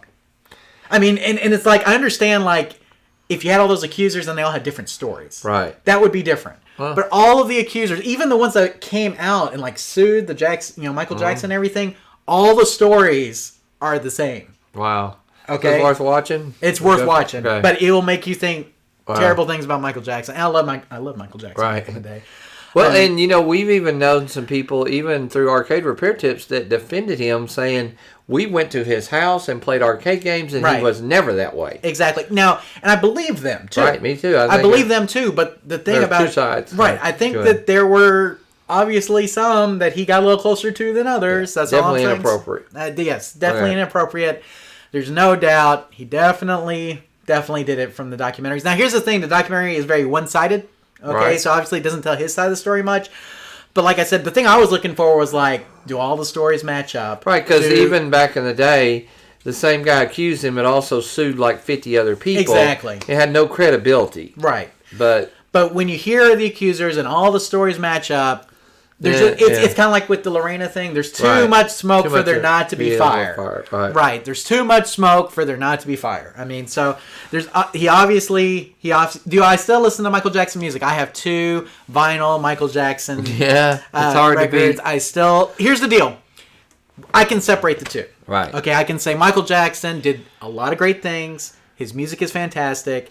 He helped a lot of different people. Right. But that doesn't mean that he didn't do this stuff too. Right. And he did this stuff too. Yeah, you have to be honest and say, I can appreciate the music and not particularly like But we all do good and bad stuff. Exactly. I mean, none of us are perfect. Right. I want everybody, every skeleton in my closet getting drug out. Right. But at the same time, there are things that you wouldn't leave your kids with him either. Exactly. But at the same time, you can appreciate what he did that was good. He was a creative genius. Right. Okay, he was a creative genius. Yeah. There's no debate on that. He was a creative genius. He did a lot of things to help a lot of people. We Are the World. He did all of the Heal the World, all the different fundraisers that he did, all the money he gave away. He did a lot of great things. But doesn't excuse and make you that you can do whatever you want. Correct. Either. Exactly. Right. And that's what it comes down to. But the thing... Got to stretch. I know you do. Tim, the thing about it is that he took advantage of that. Yeah. And that's how he got these. That's how he got these kids. Is that the parents?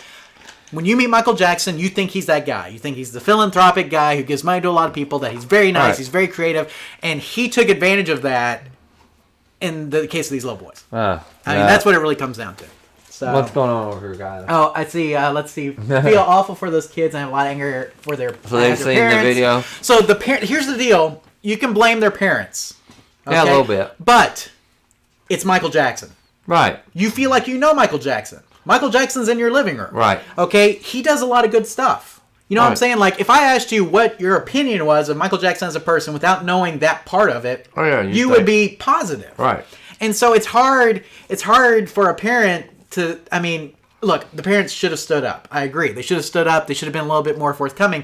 But when you're a parent and you've got this guy there and you feel like you know the guy, you feel like you can trust the guy. Well, it's like the show that's all over Netflix right now. What's it called?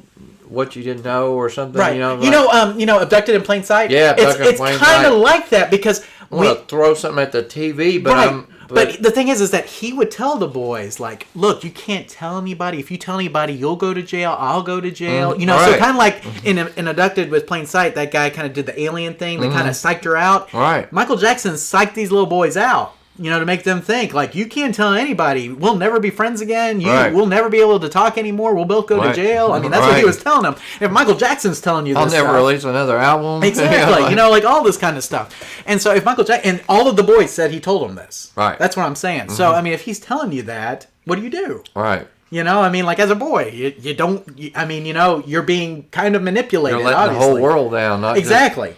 And that's what he used. So, like, that whole, like we said, his whole aura and persona, he used that to take advantage of him. Yeah. And that's what really gets you. So, but let's see. You don't leave your kids alone like that. When I was a kid, I remember zipper jackets. Yeah. But, and they show a lot of that stuff. And, it was a trip down memory lane. But here's the deal is that, like, I was as old as some of those boys at that time. Right. You know what I'm saying? And that could easily, if you're right place, right time. Right. Or wrong place, right time. Or wrong place, wrong time, or whatever. But, I mean, the parents, it's tough.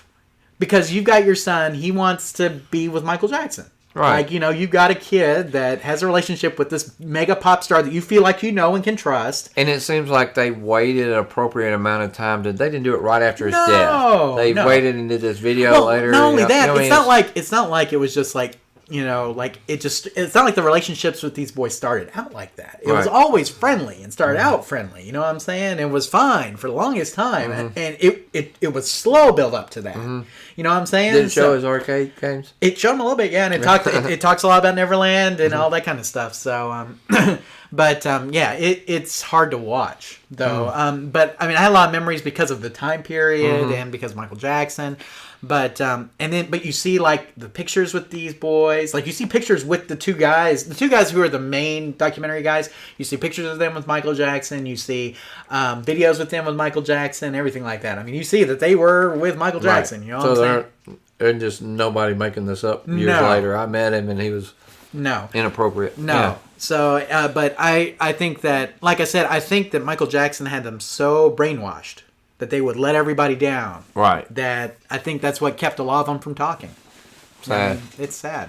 So here, the creative genius of Michael Jackson cannot be denied. He was a creative genius. He put out some of the best music that we may ever know. He was very good. He gave a lot of money away to a lot of people. But he did this as well. So the video is called Leaving Neverland. It's on HBO. It's HBO. Okay. So if you have HBO Go, I think you can watch on HBO Go. I have that. So yeah, if you have HBO Go, I think you can watch on HBO Go. But it's a tough watch if you're a Michael Jackson fan. But Tim, I think even I defended him for a long time. Yeah. But after watching the documentary, you can't deny it. You just can't deny it happened. But anyway, okay, we're wrapping up right here. Yeah. So we'll leave on that note. Yeah, Anybody else? Any other questions or any comments in the chat before we go?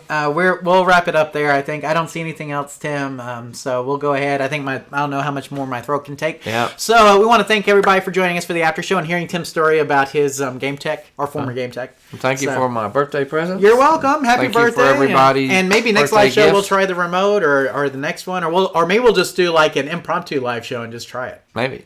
Something like that. But anyway, remember the Pepsi incident where his hair got on fire? I remember that too. But again, a great show. I grew up with Michael Jackson, but was rock guy that listened to hair bands. Yeah, well, hair bands were awesome back then. I would say I watched Bohemian Rhapsody too, and if you haven't seen that, that's a great movie. Watch Bohemian Rhapsody.